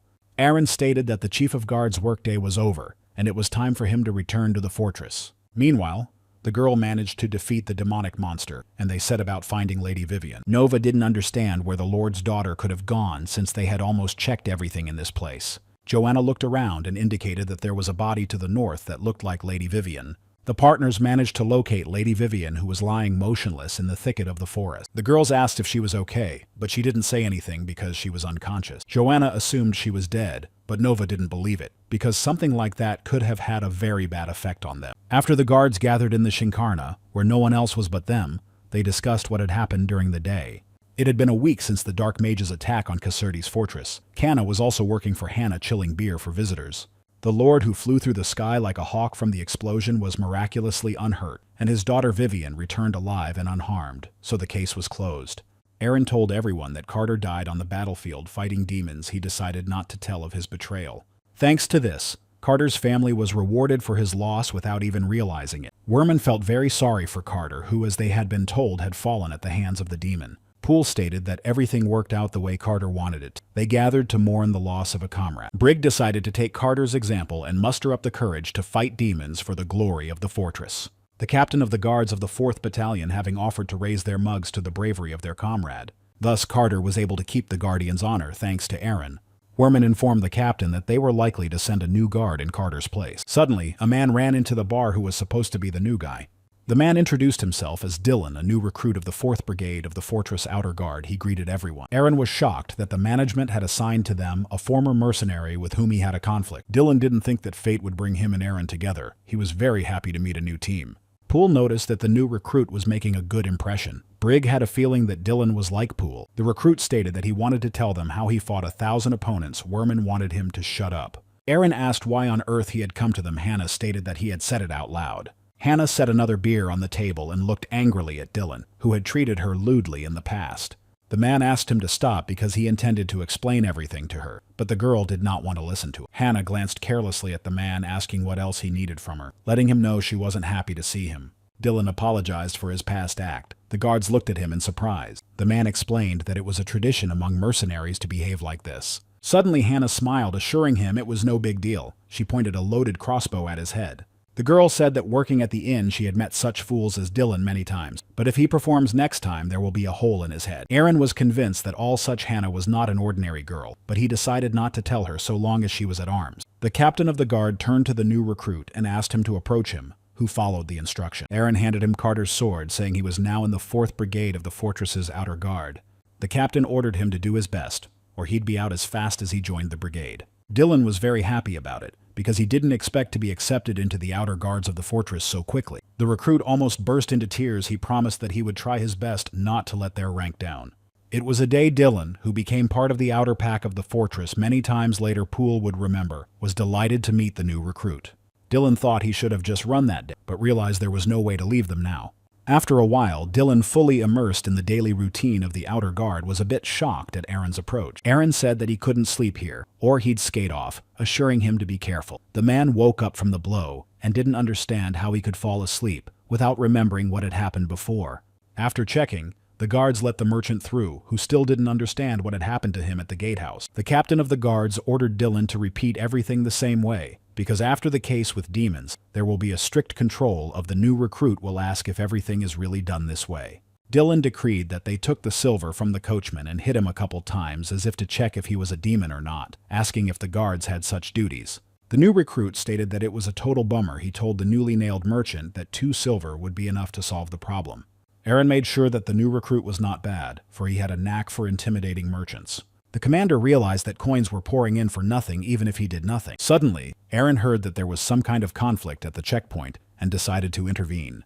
The man stated that they have the Fenner crest on their carriage, and he is still trying to question them. Dylan replied that such a thing did not concern him, ordering him to shell out coins for the pass anyway. Suddenly, Aaron intervened in their conversation. assuring them that this guy was new and didn't know everything yet, and apologizing for him.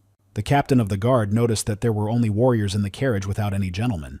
Aaron stated that due to recent events they had received special orders to check everyone entering the castle ground, and he literally insulted their master by calling him a dumbass. The man didn't expect such a thing. He felt uncomfortable because he didn't know what was going on in the fortress. The guard asked, how dare the guests of their kingdom address their master in such a manner? Dylan assumed that the executioner would have a lot of work to do. The guard realized that as soon as he saw that there were no aristocrats, his attitude instantly changed. The man handed them the coins, assuring them that he had no intention of offending their master. Aaron assured them that everyone makes mistakes. The guard struck reported that the Lord had ordered to check everyone to catch the demons they let them into the fortress. Dylan was very pleased that they had managed to collect some silver coins from this wagon. The guest was angered by this attitude of the guards. After a while, Worman informed the commander that he was being sought by the order. He put on his armor and went there. Aaron didn't want to shine in the order because of the demon that had taken root on his body, but he had no other choice. Joanna opened the door to a guest who thought they already knew everything about him. Priest Blyan was glad to see the 4th Battalion commander. Aaron said hello to everyone. The guard did not understand why he had been summoned. He decided to go indoors to discuss. Blyan heard about Aaron fighting a demon. He immediately turned his nose up. The priest reported that the Inquisitor saw with his own eyes. Aaron suspected that he would be accused of beating Lady Vivian. Blyan knew that the commander of the guards had saved the girl from the giant. He exhaled a sigh of relief. Aaron was glad that Joanne had not seen him use the demon's power. The priest stated that he was only from the guard squad, but had fought the demon, and his courage and bravery were commendable. The priest wanted to thank him, and so prepared a small reward. Aaron stated that he was embarrassed because his faith was nothing compared to theirs. He had forgotten about the past award.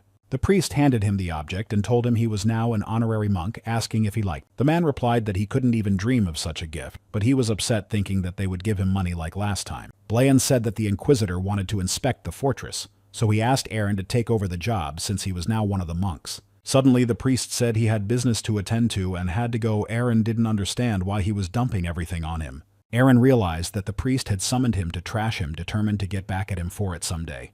The man decided to deal with the Inquisitor a little later because if she found out what was inside, his demon would crush his head like a pumpkin. Aaron asked if she was hungry, suggesting they head to the tavern he frequented. They came to a place that served fish pie, which Brigg liked very much because it was his mother's place. The captain of the guard was determined to make sure Joanna never wanted to deal with him again. The girl took the first bite and realized that this dish was a bit of an amateur, but she tried not to look like she didn't like it. Aaron laughed from her facial expression, for he realized he couldn't walk with her when there was a demon sitting inside of him. Suddenly, the girl asked if he would eat this pie. Aaron didn't expect them to offer it to him. The girl looked at him angrily as she devoured the baked fish without any disgust. The man decided that it would be better to taste the pie too, to avoid any suspicion. Aaron forcibly began pushing this pie through his digestive tract, which was eager to burst out. Joanna made sure he too ate that fish pie with the deepest rejection on his face. Aaron noticed that the girl endured this taste of making sure the Inquisitor was a tough nut to crack. The woman was very happy to see the guests eating her specialty pie so well she provided another portion. Suddenly, the girl ran out of the place without saying a word to them because she couldn't take it anymore. The hostess asked what was wrong with her, and the commander of the guards assumed she had urgent business to attend to. Aaron thought it was a glorious battle. The woman said she thought they had such an appetite that she decided one serving wouldn't be enough for them. The hostess set him another pie. He suspected it was better if she just went over his head with the mace.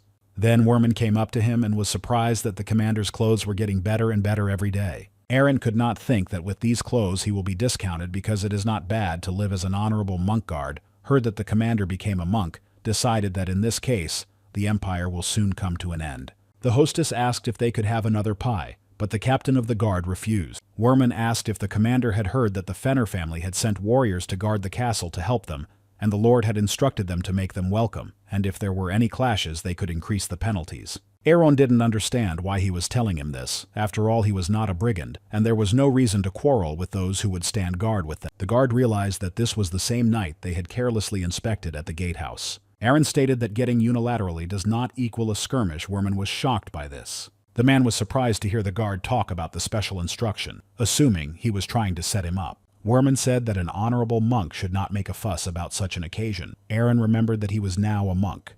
The guest assumed that he had chickened out. When he came face to face with him, he felt his superiority. The knight said that the guards should know their place. He gave him a flick. Aaron was outraged by such an act. Aaron couldn't stand it and threw a direct punch at the knight, who didn't expect such a turn of events. Veerman realized it was a skirmish, but his commander assured him otherwise, and he decided not to arise about it. The commander of the guards stated that this is unilateral violence, which he has no intention of dealing with. The partner reported that the violence was causing even more problems. Aran assured that there was nothing wrong with that since he was an honorary monk.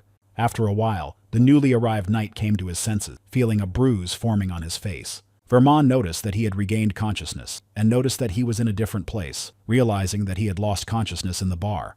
The man had seen by example that this captain of the guard was quite powerful, deciding that he was more than just a squad leader. The interlocutor said that Aaron, with such power, could have been a soldier of any aristocratic city, assuring that it was not a matter of his weakness, because Aaron was simply too strong. Meanwhile, the coachman announced to Aaron that he was Kale of the 4th Brigade of the Outer Guard of Fortress Kasserdik. The commander of the guard slapped him. The man admitted he was Gelha of the Fenner clan he had been drinking and had let himself say too much. The other guards approached the comrade and didn't understand what he was doing. Vermin assured him that it was a way to recognize a demon in a human body. The commander of the pack summoned with the help of his brute force to detect the demon that intended to get into the fortress. The demon said that commoners dare not attack a demon in broad daylight. He decided to demonstrate his power. The men believed that this method really worked, and the commander managed to locate the demon that way. Aaron himself was surprised he was able to do it, even though he was just hitting him with a club. The captain was lucky to find a small demon, but when he learned that a week later a new demon had reappeared, he turned the whole castle upside down. Afterward, Aaron was able to see the strongest warriors of Kasserdik Fortress gathered in one place. Some warriors, upon seeing the demon, immediately drew their weapons and destroyed it on the spot without any explanation. Aaron felt a little sorry for this demon, deciding Joanna wouldn't feed fish cake next time. After the commander of the guards met Dylan, he assured him that he had done a good job today. He offered to take a bath. Aaron asked what he was doing here since he was sure Dylan didn't get along with Hannah. The voice of the hostess was heard, ordering Dylan to attend to the other visitors. Hannah asked Dylan to help since he had apologized and shown such eagerness. Aaron made sure that indeed this tavern was too busy. She noticed Kana. The commander of the guards suggested that the place had added visitors because of the cold beer.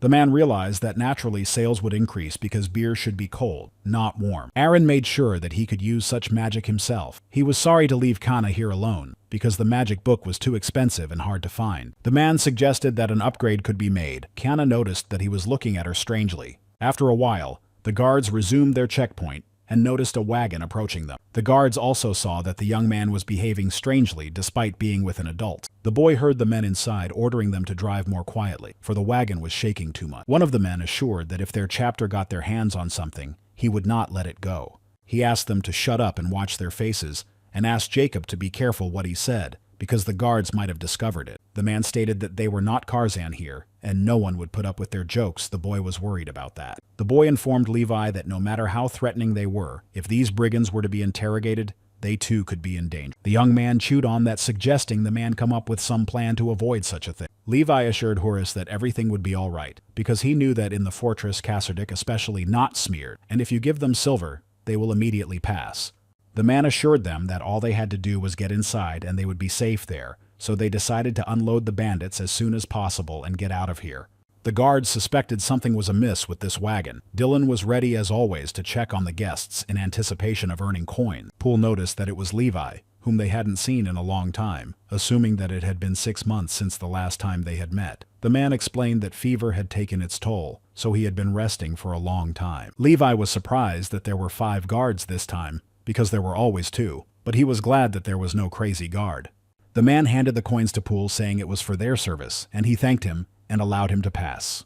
Suddenly, Dylan asked to stop the wagon, assuring that there were more guards and more coins needed. Levi didn't realize what it was, but Poole assured him that those coins would be enough.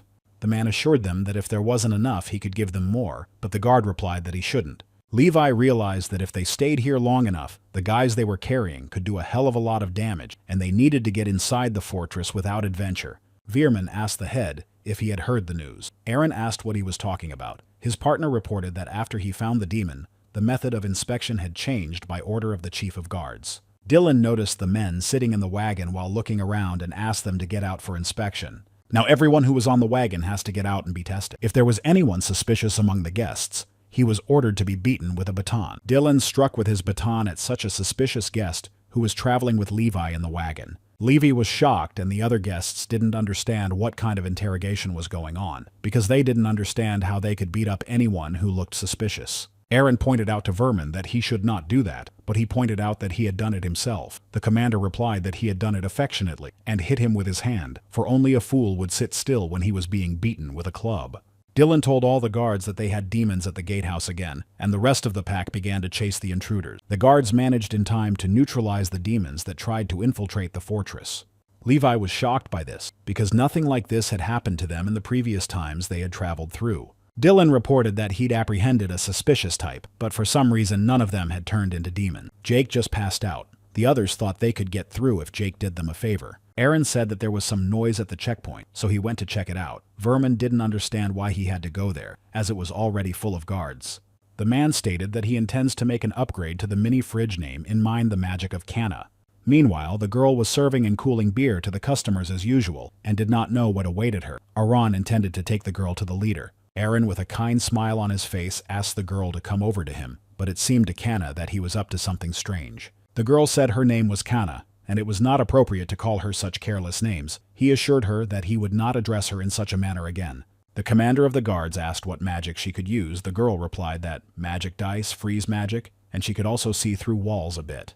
The man suggested that she had been taught this by some gambler. Canna replied that the man had introduced himself as romantic. Aaron was curious to find out what kind of cutoff dared to call himself a mage. He was sure it was hard to learn from one, even if you gave him a book. Canna reported that she learned very quickly, assuring that she could do anything. The man recalled his memories of his partner saying that Aaron wouldn't be able to learn magic anyway, but he wanted to anyway. The girl thought that Aaron was a genius among the others, but he never succeeded. Canna asked not to leave her. Aran came back to reality, distancing himself from his memories. The man assured her that he was not going to leave her. Ask her not to say such nonsense because people around him might think wrong. Aaron asked if she had any desire to learn magic. Canna positively assured him that she did. The man suspected that Dylan was a very bad influence on the girl when they worked together. The girl confessed to Aaron that there was something he hadn't told her yet, and he decided to listen to her. Canna tried to tell him something, but suddenly someone burst into the bar and interrupted their conversation. The girl was frightened so suddenly, forgetting everything she wanted to tell Aaron. Dylan stormed over to them, informing the pack captain that they had a very terrible trouble in the fortress. Aaron asked what had happened, and he said that everyone they had captured had escaped. The one they were interrogating bit through the wooden fetters with his teeth and made a run for it. Not having any weapons, he knocked out the armed guards. Dylan reported that he was the one who captured and stunned this criminal earlier. He asked the commander what to do now. Aaron replied that he didn't know because it wasn't his problem. Dylan said that all the guards were being summoned to the main headquarters. The man left and said that it was too dangerous in the city, so he advised Canna to lock all the doors, and if anyone knocked on them, let Canna check it with his gift of clairvoyance. The girl understood the whole instruction. She wished them good luck. Aaron grabbed Dylan, saying he had to go on patrol already. Manuel was furious that the guards had let the criminals out of jail. He didn't understand how they had gotten to this point. The guard said that this was why he had suggested replacing the wooden shackles with iron shackles, because Castle Visant had long used them. Manuel ordered him not to argue, saying that one pair of iron shackles was worth as much as 5 wooden ones. Aaron stated that this foolish method was effective since the criminals managed to escape, summarizing that there was a reason why they could not sit still in confinement. The man said that he had learned about the first fugitive. The first fugitive turned out to be a man from Karzan Fortress, and was a mercenary problem solver. This man had a terrible reputation in Karzan. Aaron marveled that Dylan was lucky to run into one, assuming he stunned him from behind. Suddenly, a boy who was traveling with the criminals in a wagon intervened in their conversation. Huri-san asked the men who among them was the chief of guards, pointing to Aaron. He assumed it was him. Aaron was surprised that the young man called him a big guy, but decided not to respond aggressively. Grabbing his head, Aaron asked, "How dare he talk to adults like that?" The boy asked to be let go. The man became convinced that in this world they do not educate children at all if they behave like this with their elders. Huri-san stated that his teacher Levi was not guilty of anything. He asked to save his teacher. The guard said that the one who had brought the bandits from Karzan was called Levi. Asking if Aaron knew him, the boy explained that they had been threatened, and so they had to bring them. Aaron asked what they were saying about that stingy cabbie Levi. He assured the boy that his teacher would be in trouble if he helped the criminals escape from prison. Meanwhile, Levi and the rest of the criminals ran through the night city, ignoring the rain. The criminals managed to break away from the chase. They were exhausted and decided to run around the corner. The men decided to get some rest. They thought the pesky guards would not leave them alone. Levi didn't understand why the criminals dragged him along with them. He wasn't planning to escape from prison. The man didn't think the guards would start beating him during the interrogation, assuming that by such a bestial attitude they knew who they were. Suddenly, the partners heard the guards approaching, and they didn't know where to get away from them. The criminals heard the guards whistle and decided to run in the opposite direction. When the guards met the criminals on their way, they realized they were being lured into a trap. The criminals asked who he was, saying that he was alone, and there were 7 of them and started to attack him, but he resisted. Aaron one by one put the criminals on the floor, thus immobilizing them. The other men were shocked at this turn of events, assuming that there was no way to get away from him. Levi realized that this was the same crazy Iran he had previously encountered. One of the overconfident criminals grabbed a baton and intended to attack this guard with it.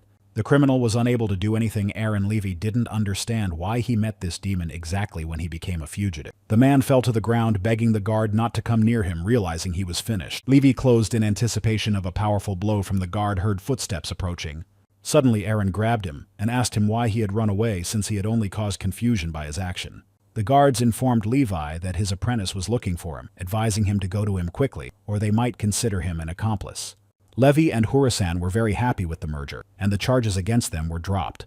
The head of the 4th Brigade of Guards, Iran, behaved rudely and used swear words and allowed himself to spread his hands a little crazy, but it was not worth it to judge him by these actions. Aaron asked his partner if he had figured out where the remaining bandit had run. The old man thought for a bit. The partner reported that apparently the escapee was hiding in Zone 5 of the fortress. The captain of the guards knew that Zone 5 was the Laughing Rabbit Inn and decided he had to hurry. Meanwhile, the perpetrator has already approached this hotel, intending to do his business. Suddenly, guards appeared in front of him. Dylan claimed to be the one ordering him to be beaten. The voice of Scar was heard, who didn't understand how a criminal dared to appear in his neighborhood without his permission. Scar claimed to be the shadow of Fortress Kesserdick. He began attacking the criminal appearing in his neighborhood. The criminal was much more agile and managed to avoid Scar's attack by striking back at him. The guards couldn't believe that Scar couldn't put up proper resistance against the enemy. The partners realized that this criminal was very strong, so they didn't attack him. A man stated he was looking for one girl with purple hair, asking if they had seen one. The guards didn't answer him anything and started to attack him, but the criminal managed to dodge the blow. Poole managed to get in close to his opponent, but he saw his move and retaliated. The guard was wounded by a criminal who intended to get rid of them quickly and find the girl with purple hair. Poole shouted to Dylan to run, or he wouldn't be able to fight him alone. Dylan was shocked that there were 3 of them and couldn't cope against one, suggesting that in this battle they had no chance of winning at all. The partner apologized to Poole, remembering that he treated him like a little brother. Dylan knew he had to take care of his own skin, but he couldn't abandon his comrade either. The guard shouted a volley of insults about this criminal, who came to anger at it. Dylan stated that he had defeated him once and would defeat him this time too. The man slowly turned to him. The guard reported that the criminal's partners were trashed, thinking that he would also pass out from a single blow. Suddenly, the perpetrator retaliated against the guard, who started running away from him. Dylan stumbled as he ran away and ended up on the ground, deciding that this was the end of their battle.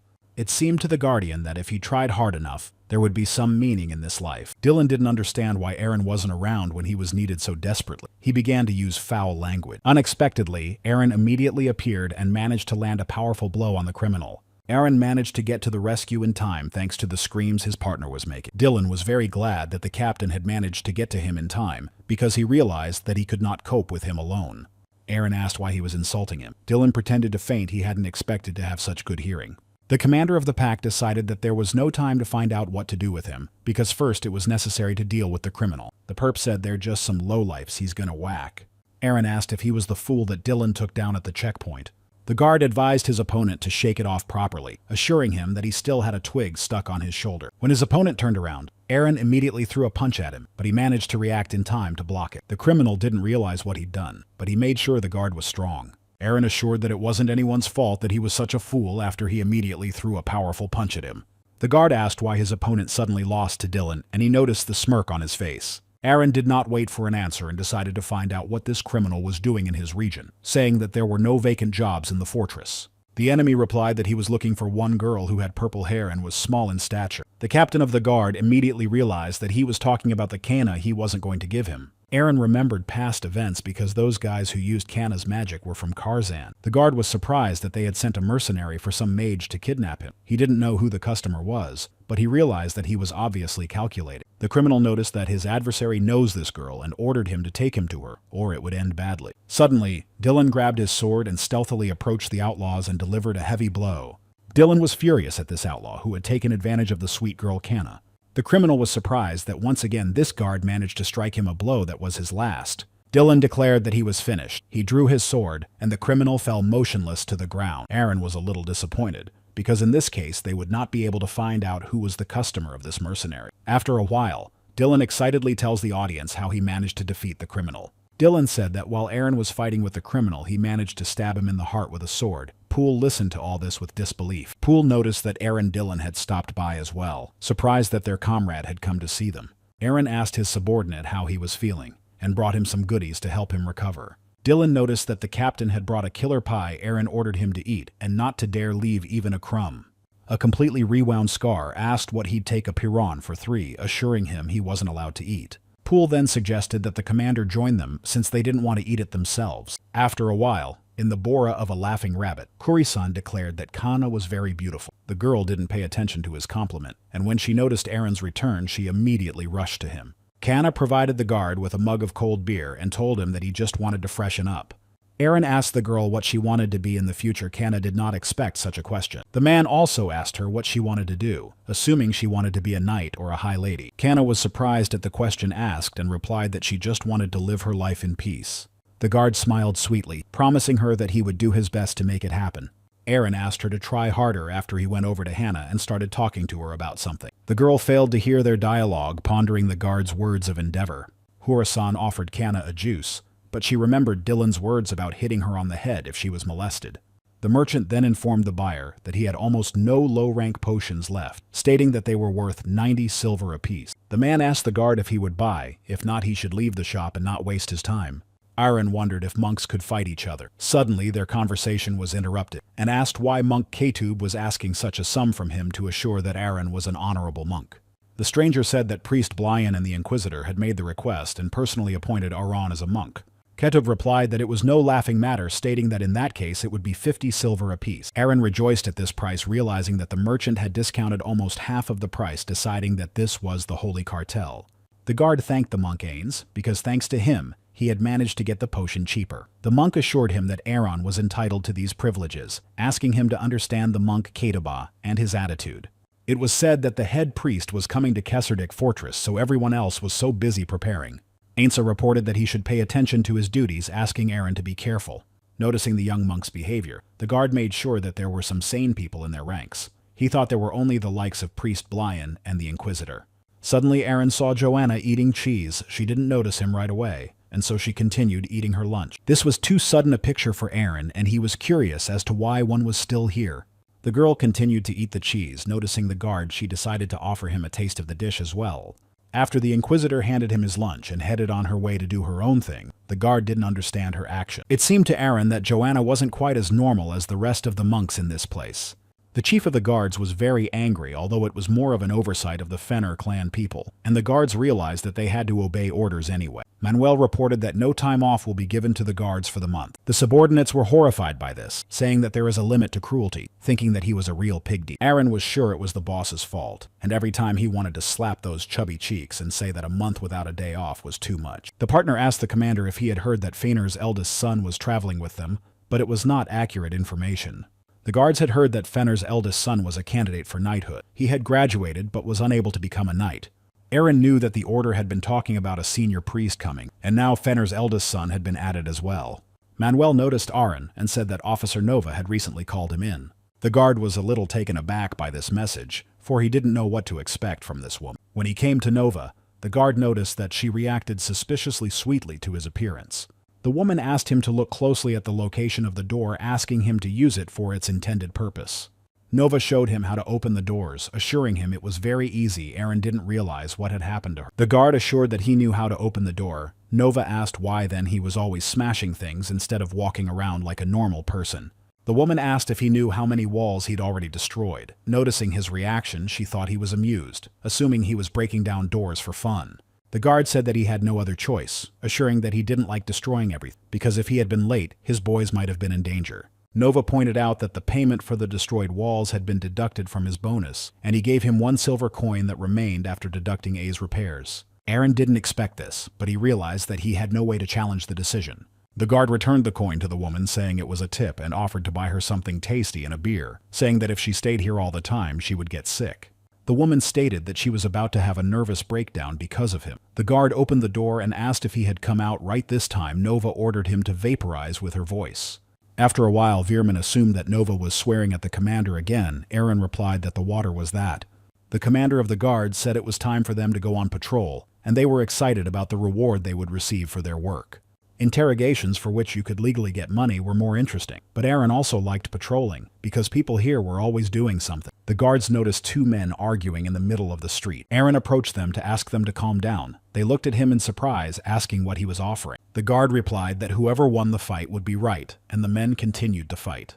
Aaron bet 1 silver that the lowly stout would win. Worman bet in that case on the big guy. Suddenly, children ran past them, and when they saw Aaron they were frightened, not understanding why they were treating him like an orc. The guard noticed that today the street was quiet and he wanted to participate in something interesting, but suddenly he heard that someone was extorting something. The woman asked the people who did it and who stole her silver spoon. The guards approached them and decided to find out what was wrong. The woman claimed they were just in time. The woman reported that these people stole her silver spoon, the same one that had been passed down from generation to generation. The guy assured me it wasn't him, assuring me that no one wanted her rusty spoon. The girl said she didn't take it either, because she had a silver mirror at home and she didn't need her spoon. The man didn't understand why he was called in at all, because he hadn't committed any theft. Worman told the commander that they should not take the case, as it might be too complicated. Suddenly, Aaron claimed the criminal among them, completely ignoring his partner's advice. The sentinel asked the victim when the crime occurred. The woman said she still had the spoon during dinner yesterday. The woman was going to have breakfast today, but the spoon was gone. She was sure it was them because they lived next door to her. Aaron asked the suspects where they had been and what they had been doing from last night until this morning. The lad replied that he had been cleaning hay in the evening and came home early and went straight to sleep without even having had supper. The guard knew that it was important for medieval people to eat 3 meals a day, but this guy with the appearance of a goblin hadn't eaten, and it seemed suspicious to him.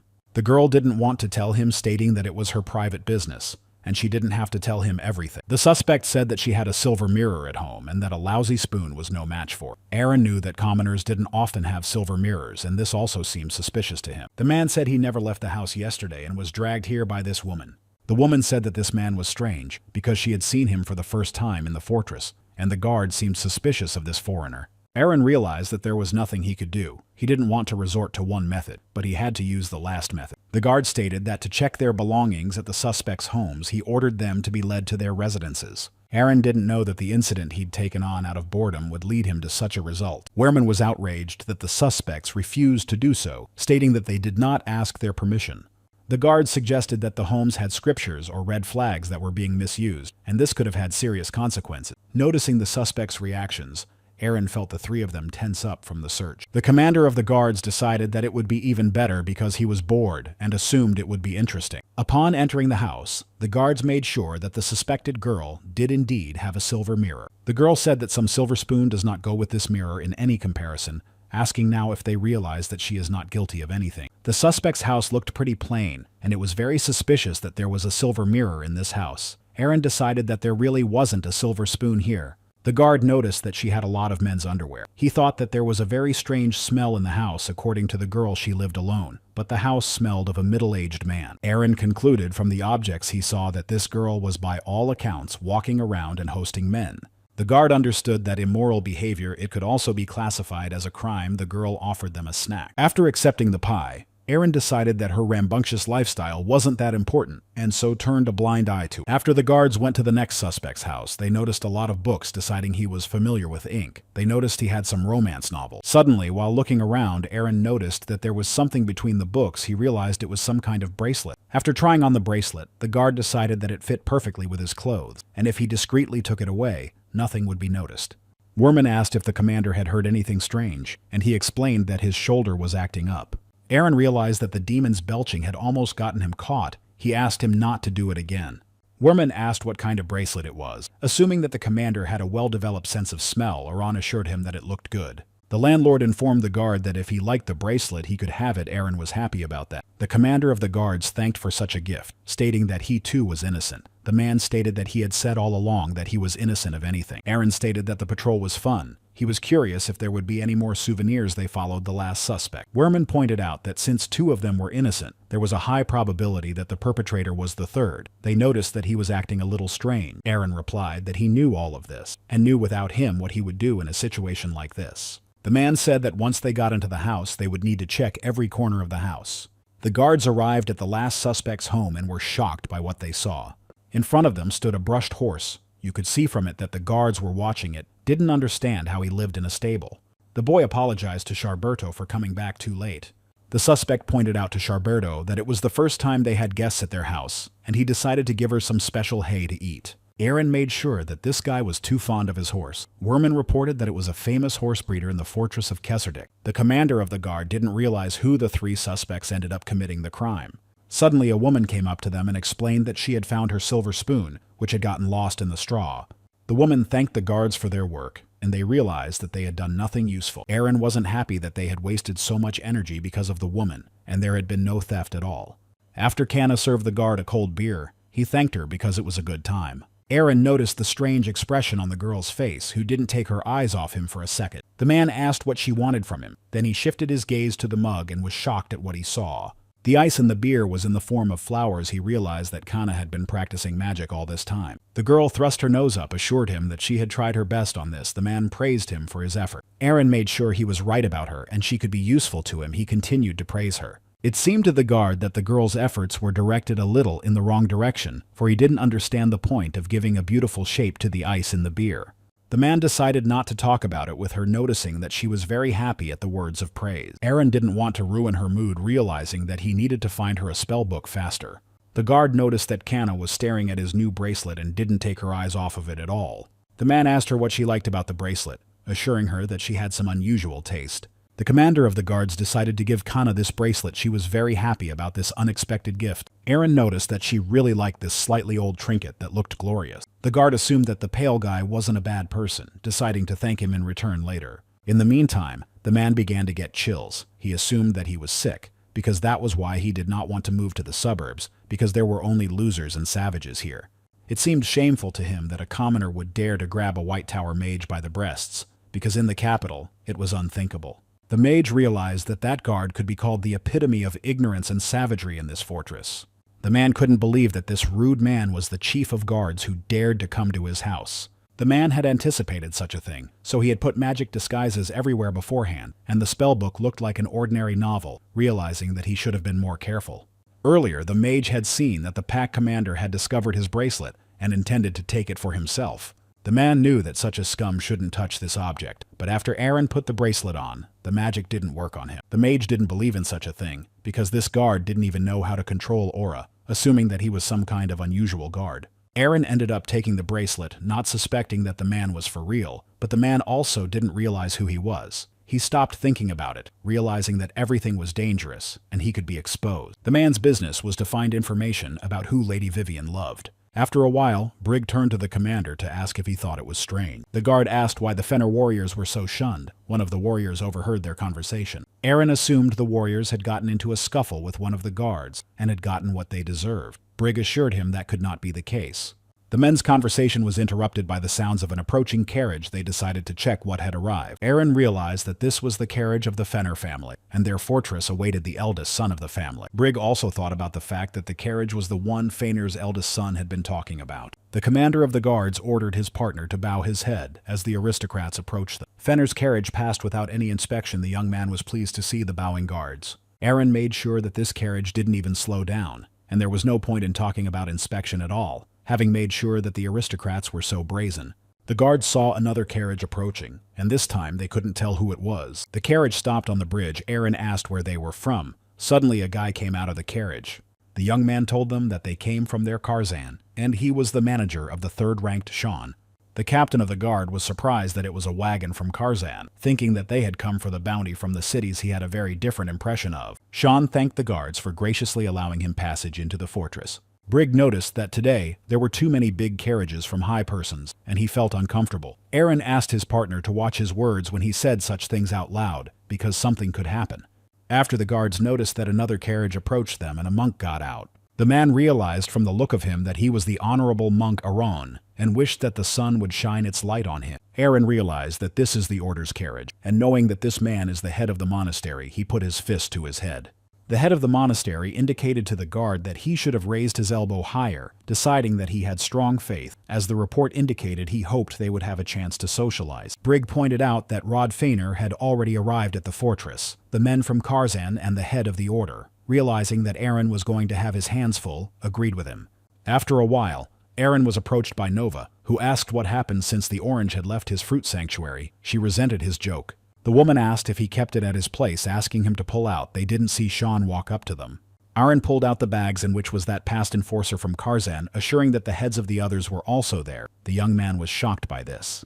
Sean stated that what the bounty was declared for monstrously turned him inside out. Aaron saw that Sean could talk and vomit at the same time. After the guy asked the guard to leave the leftovers near the carriage, explaining that he had a weak stomach. The guy assured them that they were lucky to catch this criminal, who had a bad reputation since he was called the Wolf Ghost. The gang he belonged to was Karzan's headache. Aaron wondered when he heard about this gang, because they were looking for Kanna, and he wondered if they would send the executor afterward. After loading the breathless bodies, Sean announced that his business was done, and he could rest. The guy asked me to tell him where in Kasserdick Fortress the most delicious inn was. The guy's hobby was to visit good places. Aaron thought about it, realizing that it was hard to call the inn where the fish pie was served delicious. The guard said that in the 3rd district, the most famous Hesna, they went there together. Sean was very grateful to him, and Aaron intended to find out from him about the gang that was connected with Kanna. Afterward, they entered the inn and were brought a specialty called cheese pie. The man said that his wife, who was known as the first beauty of Kasserdick Fortress for one such, but Aaron asked Sean to ignore the talk and try the pie. Sean stated that this place was much better than he could have imagined. He had heard that there was a lot going on at Kasserdick Fortress, and he was worried about going to this place.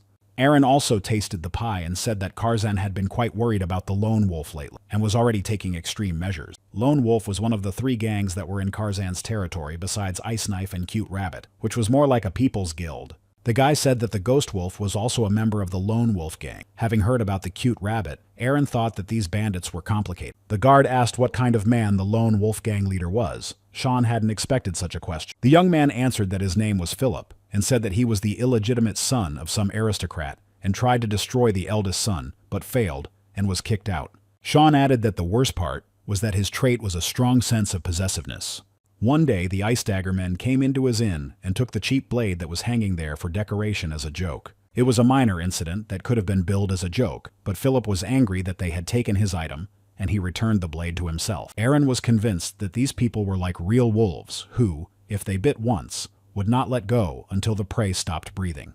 The guard suspected that Philip considered Kanna his property, thinking that he hadn't yet realized that if he bit the wrong one, he risked losing his fangs. Aaron, having heard this information, decided to go there to avoid Kanna being captured. The Guardian was sure that 3 days would be enough for him to solve everything in Karzan. He had clearly decided to go on a business trip to the city.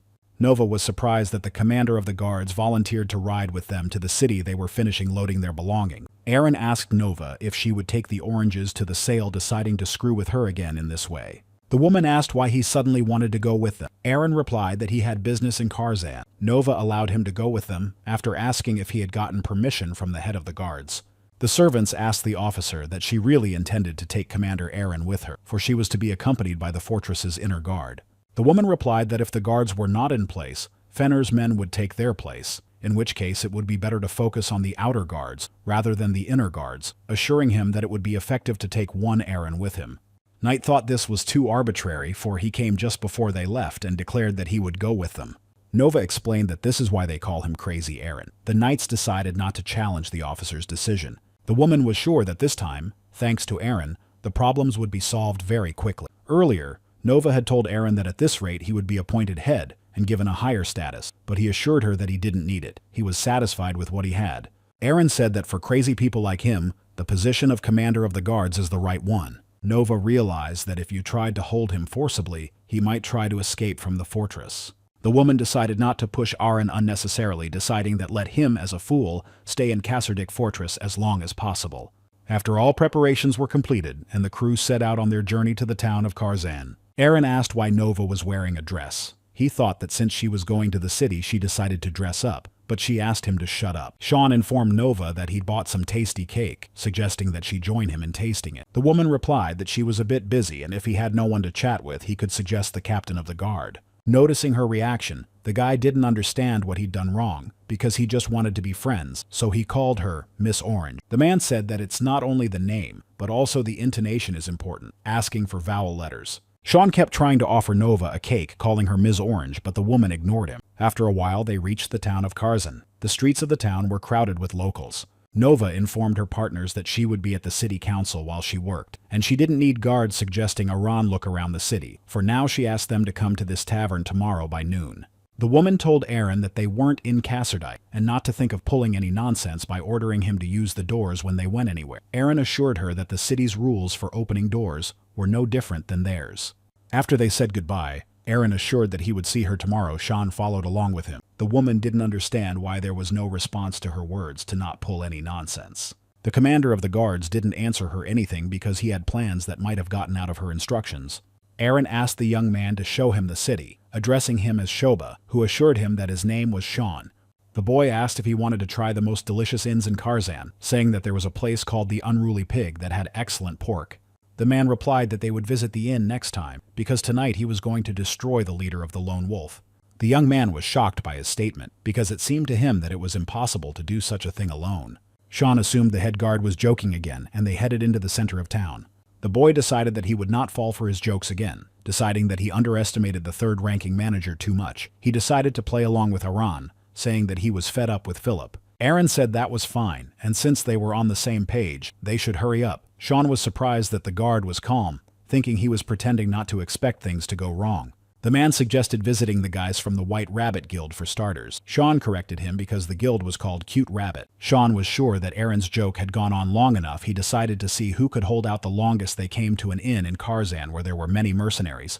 Contrary to the name, the partners noticed that these guys were pretty tough. Sean thought Aaron was about to tell them it was a joke and they'd leave the place. The young man realized that if he intervened now, he would be admitting defeat. He smelled a foul odor. Suddenly, the guy informed the guard that he would wait for him outside. He was surprised at his reaction. Sean stated that the smell of sweat and alcohol was horrible. One of the mercenaries heard that he didn't like their smell and asked who they were. Aaron realized that the guy had been foolish to provoke the mercenaries. After a while, they visited the Drunken Widow's Inn, the first inn in Karzan under Ice Dagger's watch, where they shouldn't go anywhere else. Until they got in, Sean thought Aaron would try to hold him back, but the guard wouldn't do it, and the girls pounced on the manager. Night came and they left the Drunken Widow's Inn, and now Aaron was sure everything was ready. Sean didn't know what he was talking about. The guard said that everything was working out perfectly, and asked him to take him to the Inn of the Lucky Player. Sean pointed out that this gambling house is run by a lone wolf, and is much more dangerous than the previous inn. The man asked what he was talking about, because that's where they had to go, and the guy began to suspect that it wasn't a joke. Aaron added that they would go there to catch this ringleader Philip and get rid of him. The young man froze in place, realizing that he was really going to take down the lone wolf leader tonight. The guard showed with all his appearance that he intended to see it through. Sean asked if this was all a joke. Aaron assured him it was serious and asked him to show him the way. Aaron informed them that there wasn't much time left until lunch tomorrow and they should hurry. A short time later, a fire started in one of the city's neighborhoods. Some houses were engulfed in flames. The guard listened to his boss talk about how he intended to catch the big guy and sizzle him. The man ordered not to stand pillar to post but to eliminate the fire as a fight with the Ice Dagger guys broke out. The guard of the lone wolf was called Gino. He stood quietly and watched the bacchanalia that was going on around him. Nights in the capital were always noisy, but on this day things had gone over the edge. Genome thought the start of the war was the same. The guard realized that even so, it was his job to guard this place because he was the guardian of the lone wolf. Gene noticed that some unknown man in a cape approached him and he tensed up. Aaron wished the guard a good night, noting that he was having a hard time at this hour. Gene assumed that the man was just drunk. Aaron said that the town was in turmoil and he didn't make a move. The guard replied that his job was to guard the entrance and nothing more. Aaron reported that there were no guards in the other guild, suggesting that the lone wolf leader was a real coward who was very afraid of getting killed. The genome advised him to watch his words, assuring him that Philip would not die, for he was the most ruthless man on Earth. The guard knew Philip had a magic weapon that could incinerate anyone on the spot. However, the scariest was the knight who was personally guarding the guild leader of the Lone Wolf Guild. When Aaron heard about it, he said that he didn't even think that Philip could have a personal guard. Gene said that he liked to drink, and his right arm was badly damaged, but he was still a real warrior. Philip had 40 men in command who obeyed him unconditionally, and no one could touch him. Aaron stated that this was good information that he didn't suspect. He thanked General. The stranger told the guard that he could have passed him by, but he gave the impression that he saw him as his future. Aaron promised to put in a good word for him with the next leader, and Jen decided that the man was drunk. The man said that in the world there are no eternal knights or aristocrats or emperors, because it was worth cutting the throat, and they died. Aaron advised Gino that when Philip passed away, he should quit the job and start over. Jen realized that the man had taken advantage of the moment and went inside. He thought about the words he had heard. Once inside, Aaron began to look around at the people around him, trying to find Philip, or those who were related to him. A lot of mercenaries were having fun, and none of them noticed the strange man walking in on them. The captain of the guard realized that Philip had about 40 men under his command, and if you took into account those who were hanging around outside, it was 35. Aaron paid the cute rabbit an ice dagger to cause a bit of a stir, because they too had some spats with the lone wolf, so they all easily agreed to do his bidding. With some of Philip's men outside, he sent Sean to a hotel so he wouldn't get hurt. Noticing a man drinking in the corridor, he decided not to deviate from his plan, and, noticing his presence, asked who he was. Aaron realized that this was the knight who had been protecting Philip, deciding that he wouldn't let him pass so easily. The knight took another sip, deciding that he could easily overpower this fool. The man saw that although the knight's arm was hurt, he could hold the bottle, making sure he was a complete scumbag. Even though Aaron practiced every day, he wasn't sure if he could defeat him. He sensed that the knight possessed a strong aura. Suddenly, the opponent changed in his face. He broke the bottle and started attacking Aaron, who had prepared for defense. Aaron noticed that his opponent's movements had changed, as well as he realized that he possessed destructive power. The man knew that usually when a normal sword and an aura sword collided, everything would be blown to shreds. Therefore, it is customary among knights to first deprive the enemy of his weapons, and then only destroy him. The knight noticed that his opponent was not as simple as he seemed at first glance, and continued to push against him. Aaron managed to use his strength to change the trajectory of his opponent's sword. He was surprised by it. The man continued to resist the knight because he had no other choice but to get to Philip. The knight attempted a series of strikes, but Aaron managed to fend them all off. He spotted the impending strike. The forces were equal, and the chances of victory were half. The knight miraculously managed to dodge the sword of his opponent, which passed near his neck. The outcome of the battle was decided by a small gap, and Aaron managed to finish off his opponent with a lightning strike. Aaron noticed that his sword was badly worn after the fight with the knight, and took a breath and threw it away. The captain of the guard noticed that the enemy had lost all his teeth. He decided to pick up the knight's sword. After making a few trial moves, he made sure that this weapon healed very well in his hand. Aaron decided to take his opponent's sword, promising to remember him in return, because he was an honorable monk. Meanwhile, Nova woke up to hear some noise going on outside. Getting up, the woman didn't understand why the city streets were so noisy. She decided to look out the window. Nova opened the window and tried to find out what people were doing that was making such a ruckus. Seeing that the city was on fire, she didn't understand how such a thing could happen. She noticed people trying to put it out. Looking the other way, the woman noticed that there had been some kind of skirmish between two gangs in the street during the fire. Nova didn't understand what was going on here at all. She suspected that Aaron might be involved in all of this. It seemed to the woman that he could not have done such a thing alone. She continued to watch the battle. Meanwhile, Aaron advanced down the corridor. He passed several rooms in search of Philip. As he passed by, he noticed a door that stood out among the others, deciding that since all bandits like gold, Philip must be there. Without any hesitation, the man kicked down the door and went inside. He noticed that this room was decorated to perfection, assuming that Philip was obsessed with aristocrats. Suddenly, several men appeared in front of him and asked who he was and where he was going without permission. One of the men said that since he had dared to be seen by the four kings, he wouldn't dream of leaving this place alive, but Aaron was of a different opinion. Aaron stated that they were more like the three piglets than the four kings, adding that they stood away because he was ashamed. The man became furious at such words, saying that he would regret what he had just said. Philip asked how he had managed to get into this room, since Sir Baharton was supposed to be guarding the corridor. Aaron replied that he had not seen someone who could be called Sir. They noticed that he had the sword of Baharton. Philip said he had paid a tidy sum for the sword and asked why he had come to them. Aaron replied that he had come to send Philip to the other world. The four kings were surprised at his words. When Philip heard this, he laughed, saying that he was a very funny warrior and assured him that he wouldn't succeed. The lone wolf guild leader asked if he was confident in his strength, since he was saying such a thing. Philip reported that behind him were Count Bacharte, the steward of the first rank of Fernui, and also Abbot and Guram. The man stated that the smallest thing, and he would have a direct link to the imperial court. He asked if the warrior could handle all of them. Philip indicated that he could turn a blind eye to his rudeness if he kissed his foot, but Aaron immediately blew his head off. The others present were horrified by what they saw and did not understand what to do in such a case. Aaron stated that Philip had entered his sword range with his feet, adding that he would not be affected by such threats. The man said that he had seen more than that in his life, and therefore was not afraid of anything. After the room burst into flames, Aaron was convinced that it was the magic the guard had told him about. He realized that Philip had not just gone to him. The man turned to the four kings who stood still and could say nothing. Aaron announced his intentions to interview for the position of lone wolf leader, asking him to tell him his strengths. The man was shocked because a few minutes ago they had been chatting with Philip, and now this unknown man had taken his place. Dante made sure the warrior didn't even bat an eye at Philip's threat and slit his throat. Philip's henchmen were curious as to what this man was trying to accomplish, and noticed the smirk on his face. Aaron said that if they didn't pass the interview, he would burn them at the stake. One of them decided to be the first.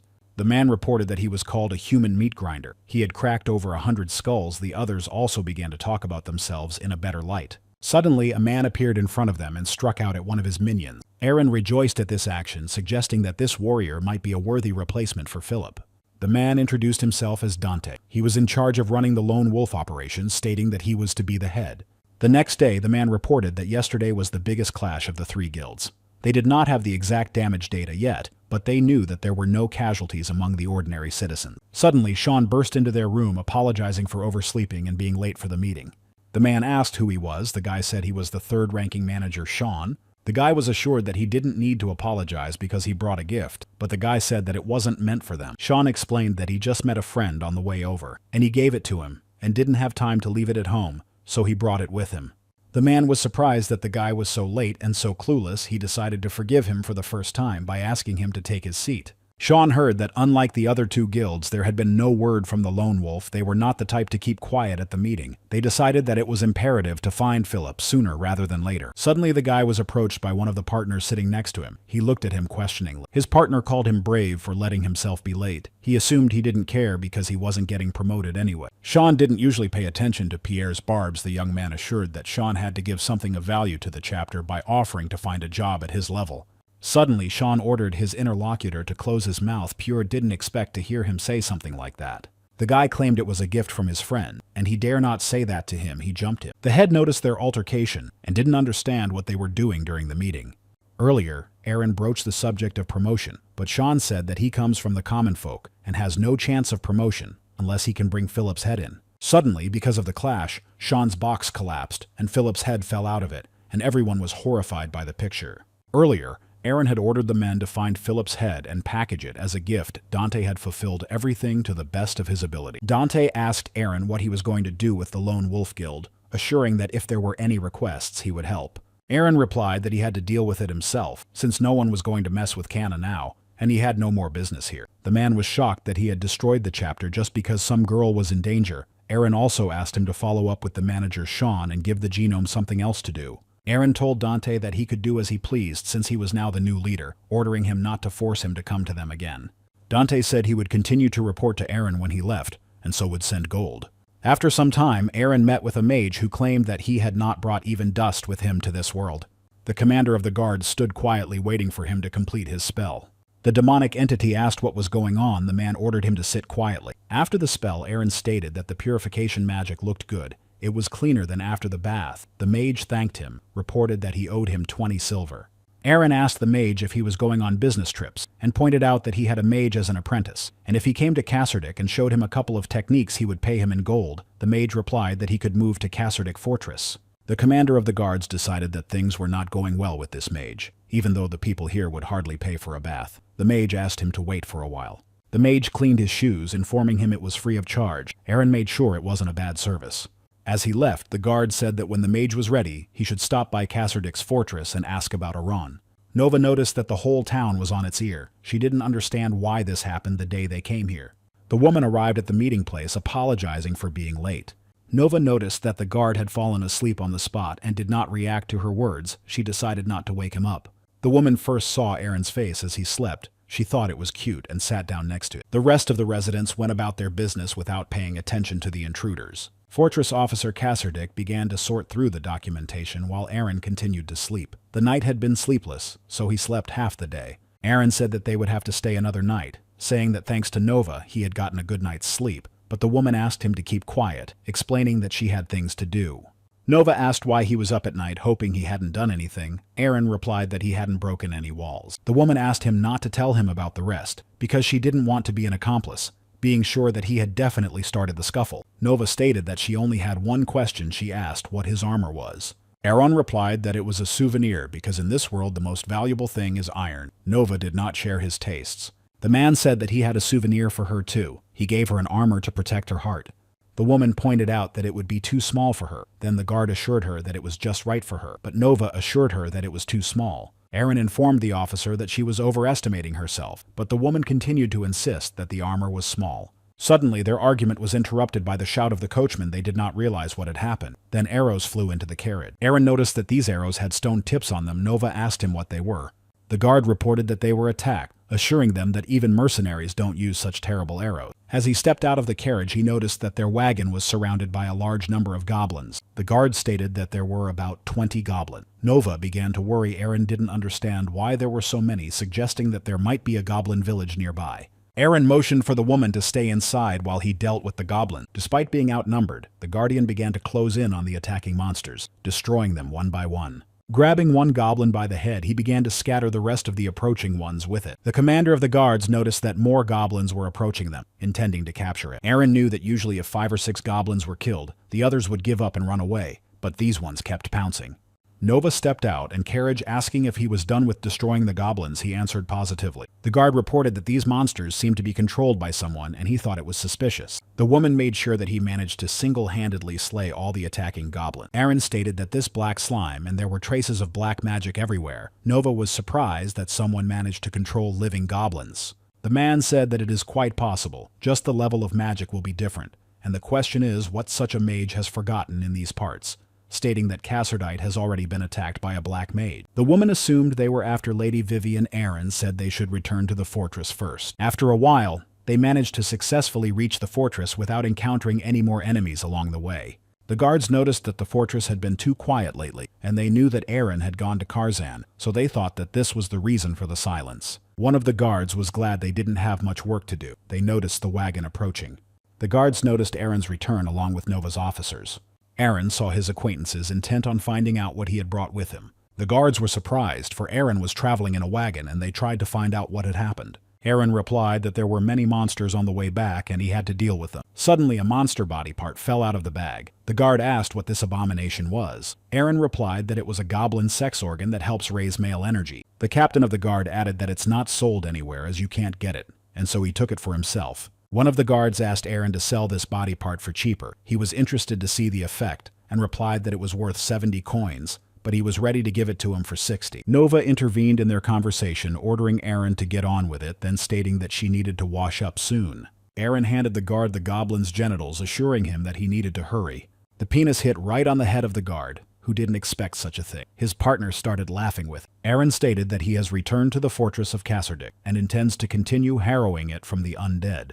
Afterwards, all members of the 4th Guard Battalion received souvenir armor brought to them by the commander. The guards were overjoyed at such a treasure. Dylan declared that he had never received such a thing, even from his own father. Dylan tried to find out what happened in Karzan. Aran replied that it was an accident. The other guards were sure he was connected to it. Hannah intervened in their conversation, asking them to disperse. She was carrying mugs of beer to the visitors. The man asked Hannah what had happened to her tavern, and she said that she had run out of food and had nothing to sell. The owner took all the food and ordered her to clean up. The girl reported that the owner even took away the pickled meat he was putting only for their sustenance. Aaron suspected that Hannah had been drinking a little. Dylan decided to keep away from her. Vermon noticed the girl's new armband and assured her that it suited her very well, which was given to Hannah by Aran. The men noticed that after the compliment, the girl calmed down a bit. Aaron asked if anything had happened while he'd been away. Kale assured him that nothing had. The guard said that while the commander was away, the order came looking for him, adding that the new head of the monastery looked very stubborn.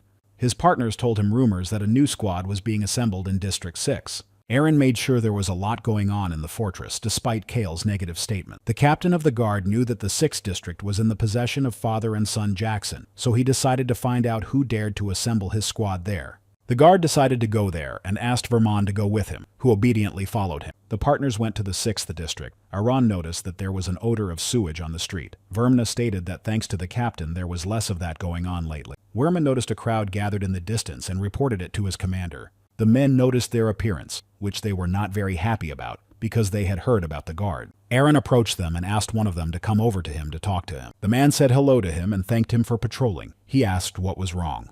The guard captain of the 4th Battalion looked at the man suspiciously. Aaron saw him for the first time in the fortress and tried to get his name, but he introduced himself as Jojin. A guard asked Jujin what he was forgetting in the fortress of Kesserdik, stating that he had ugly friends. The man replied that this was the homeland of his late mother. He had heard that it was a good place, and so he moved with friends and was going to find work in this quiet fortress. Jujin continued to behave himself, so Aaron had nothing to dig up, because if he had been rude, the interrogation would have been easier. The interlocutor replied that he understood everything and they were glad that they had no problems with understanding. Suddenly Aaron ordered them to undress. The men did not understand such an ambiguous order. The guard explained that it was the best way to find out if they were connected to the demons. The men removed their outer clothing. The captain of the guards noticed the absence of any trace of demons, but noticing the tattoos, he concluded that they were not doing their usual work. Jojin tried to make a joke of it, assuring him that things happen in life, and he handed him a silver piece. Aaron realized that these guys were bandits, but he couldn't pick on them. Thinking that Zhaojin might complain, he decided to visit the cathedral. Werman wished the commander a good journey, and they went their separate ways. Blyan saw Aaron and said he had a request for him to send Brighton to the other side. The guard did not understand normally that such a thing was being asked of the priest. He wondered what they did not share. Aaron decided to start by finding out who Brighton priest was. Surprised he was out of the loop. Blyan explained that he was the new head of the monastery. Calling him the devil of hell, Aaron assumed that the priest had gone completely insane. The priest assured the guard that he would see for himself when he saw Brighton, adding that he was reciting terrible prayers and was fed up with the morning service. Aaron thought that was what a priest was supposed to do. Blyan stated that if he didn't want to destroy him, then let him beat him properly. He handed him an advance, and if he did well, he would get several times that amount. Aaron was shocked that the priest had ordered the destruction of the head of the monastery. He wondered who Brighton was that caused such a reaction. After a while, Brighton was surprised that the honorable monk did not know the prayer he asked to repeat after him. Aaron replied that he had not learned the Holy Scripture because he was busy. The head of the monastery said that in his years he had read the treatises day and night. The head of the monastery handed him the treatises and assured him that the next time he met him, he would check his knowledge of prayer and asked him to come to the temple as soon as the sun rose. Brighton said that Aaron was now also a member of the order, and it was important for him to strengthen his faith, assuring him that he would need it someday. Aaron assumed that this was the sermon the others listened to. Every day he gave serious thought to Blyan's suggestion. The sentinel noticed that Brighton was very fond of pointing out mistakes, and the rest of the servants started dinner. The commander of the guards decided that if he ever saw the duplicity of the head of the monastery, he would immediately use his fists. Brighton asked the children to stand straight and not wiggle, explaining that when they were waiting for the blessing, they should stand straight. Aaron didn't understand why he was so blameless. The head of the monastery personally went around and blessed the children. Aaron had seen such a proper man for the first time in this medieval age. Brighton praised the captain of the guard, admitting that at first he seemed unworthy of the title of honorary monk, but he had spent the whole day with him, and Aaron's faith was strong. The man assured him that faith did not depend on how well he knew the scriptures, but that there were still many good words in them, and he advised him to read them. Aaron made sure there wasn't a single excuse to strike at the head of the monastery. The captain of the guards realized that one should not beat such people for his own gain, and decided not to approach the temple for the time being. The next morning, Brighton came to Aaron and asked if he had slept well, assuring him that it was a good time for prayer. Aaron closed the front doors and couldn't believe they would come to him this far. Brighton reported that hard work is also an indicator of strong faith. The head of the monastery assured him not to worry, because he would help him so that he could pray and not skip training. Aaron was shocked that he had contacted an amazing clergyman with not a shred of understanding. After a while, Aaron was already fighting a huge goblin that was trying to sneak into their fortress. After destroying the 6th goblin, the guardian noticed that another monster started attacking him. The captain of the guard struck the attacking monster with a powerful blow from a U-turn. The monster did not expect such strength from his opponent, and so was defeated, unable to resist in any way. Aaron chopped another goblin in half. Now he had managed to get rid of all of them. The man made sure that at this point all opponents were defeated. He noticed that this sword turned out to be excellent. The rest of the guards noticed the man who had died at the hands of the goblin. Vermin reported that it was a good man. Dylan suggested increasing the number of guards to patrol outside, since even in such a backwater there were orcs. Poole assured him that there had been a lot of monsters lately. The guards couldn't believe that farming was more important than human life, and there were rumors that the eldest son of the Fenner family was going to clear the area nearby. Veerman reported to the captain that they had cleaned up all the breathless bodies, asking if they could go back since it was done. Noticing the blood that was permeated with dark magic, Aaron allowed them back in. The guards decided to stop by the inn and remember all those who had died in this battle. As they approached the fortress, the captain of the guard noticed Joanna sitting in a tree eating a cheese pie. Aaron made sure in person that there wasn't a single normal person in the place. The man found out that the bodies of the orcs also bore the marks of the Black Mage, and he decided that he should not just leave it at that. When he entered the monastery, he wanted to tell the head and the priest about it, but heard a verbal altercation between them. The clerk reported that there were too many who were moving in and out of the fort. Brighton stated that this was a silly excuse, asking why the trade book was so poorly put together. Aaron made sure it was the same potion merchant he was about to deal with. Brighton stated that from today he will be in charge of potions himself, and he will sweep the yard. The head of the monastery noticed that Aaron had come to them, and there was an awkward pause between them. Brighton asked if he had read the scripture, and assured him that he would not tolerate any more excuses, for he had noticed on entering the fortress that there was time to read the scripture at the post. The captain of the guards said he came to him to tell him something. Aaron pointed out that the peasants were attacked by monsters today. The head of the monastery learned that the goblins had traces of black magic on them. They decided it was a very serious matter. Brighton asked about the mark of the unrighteous, thinking that the cause of the monsters in the vicinity of Cassardicke Fortress was the work of a dark mage. The priest asked what happened to the peasants, and the guard replied that all 4 had died because of the orcs. The head of the monastery visibly changed in his face. He thanked Aaron for telling him and getting rid of the monsters. Brighton asked the guard to keep an eye on the place, saying he had somewhere to go. The head of the monastery asked if he had seen the Inquisitor, for he could not find her, and Aaron realized that she was hiding from him. Afterwards, the governor found out about it and did not take any measures, but forbade to carry the bodies of peasants until the end of harvesting. Aaron became convinced that Brighton's words carried weight, and for him, the lives of the peasants were more important. The abbot personally conducted the funeral, and the guards were convinced that he was a strange man, because the funeral was too lavish for ordinary peasants. Aaron asked his subordinate when he would do the cleaning. The man said that the cleaning had been postponed until tomorrow, although it was supposed to take place in 3 days. The knight asked if Lady Aaron would go, but only the guards of the Fenner family would go, since the others had decided to guard the Lord's house. The guards realized that it was very good that Lady Vivian stayed inside the fortress, because it would be better for everyone, because she had nothing to do with them while they were fighting the monsters. Aaron assumed that problems would start if a black magician was behind all this, because the monsters could be bait, and the real goal was to lure the soldiers out of the fortress. The captain of the guard was confident that Officer Nova and the superior could take care of the rest themselves. Nova didn't know if it was the Black Mage's business, but she couldn't avoid cleaning the guardian of Cassardicke Fortress, and she couldn't leave Lady Vivian here alone. Some morning later, the squad of knights gathered to move out for the sweep sounded the starting signal. The knights have moved outside the fortress to destroy all the monsters here. Aaron knew that the knight protecting Lady Vivian was always with her, and there were guards outside as well.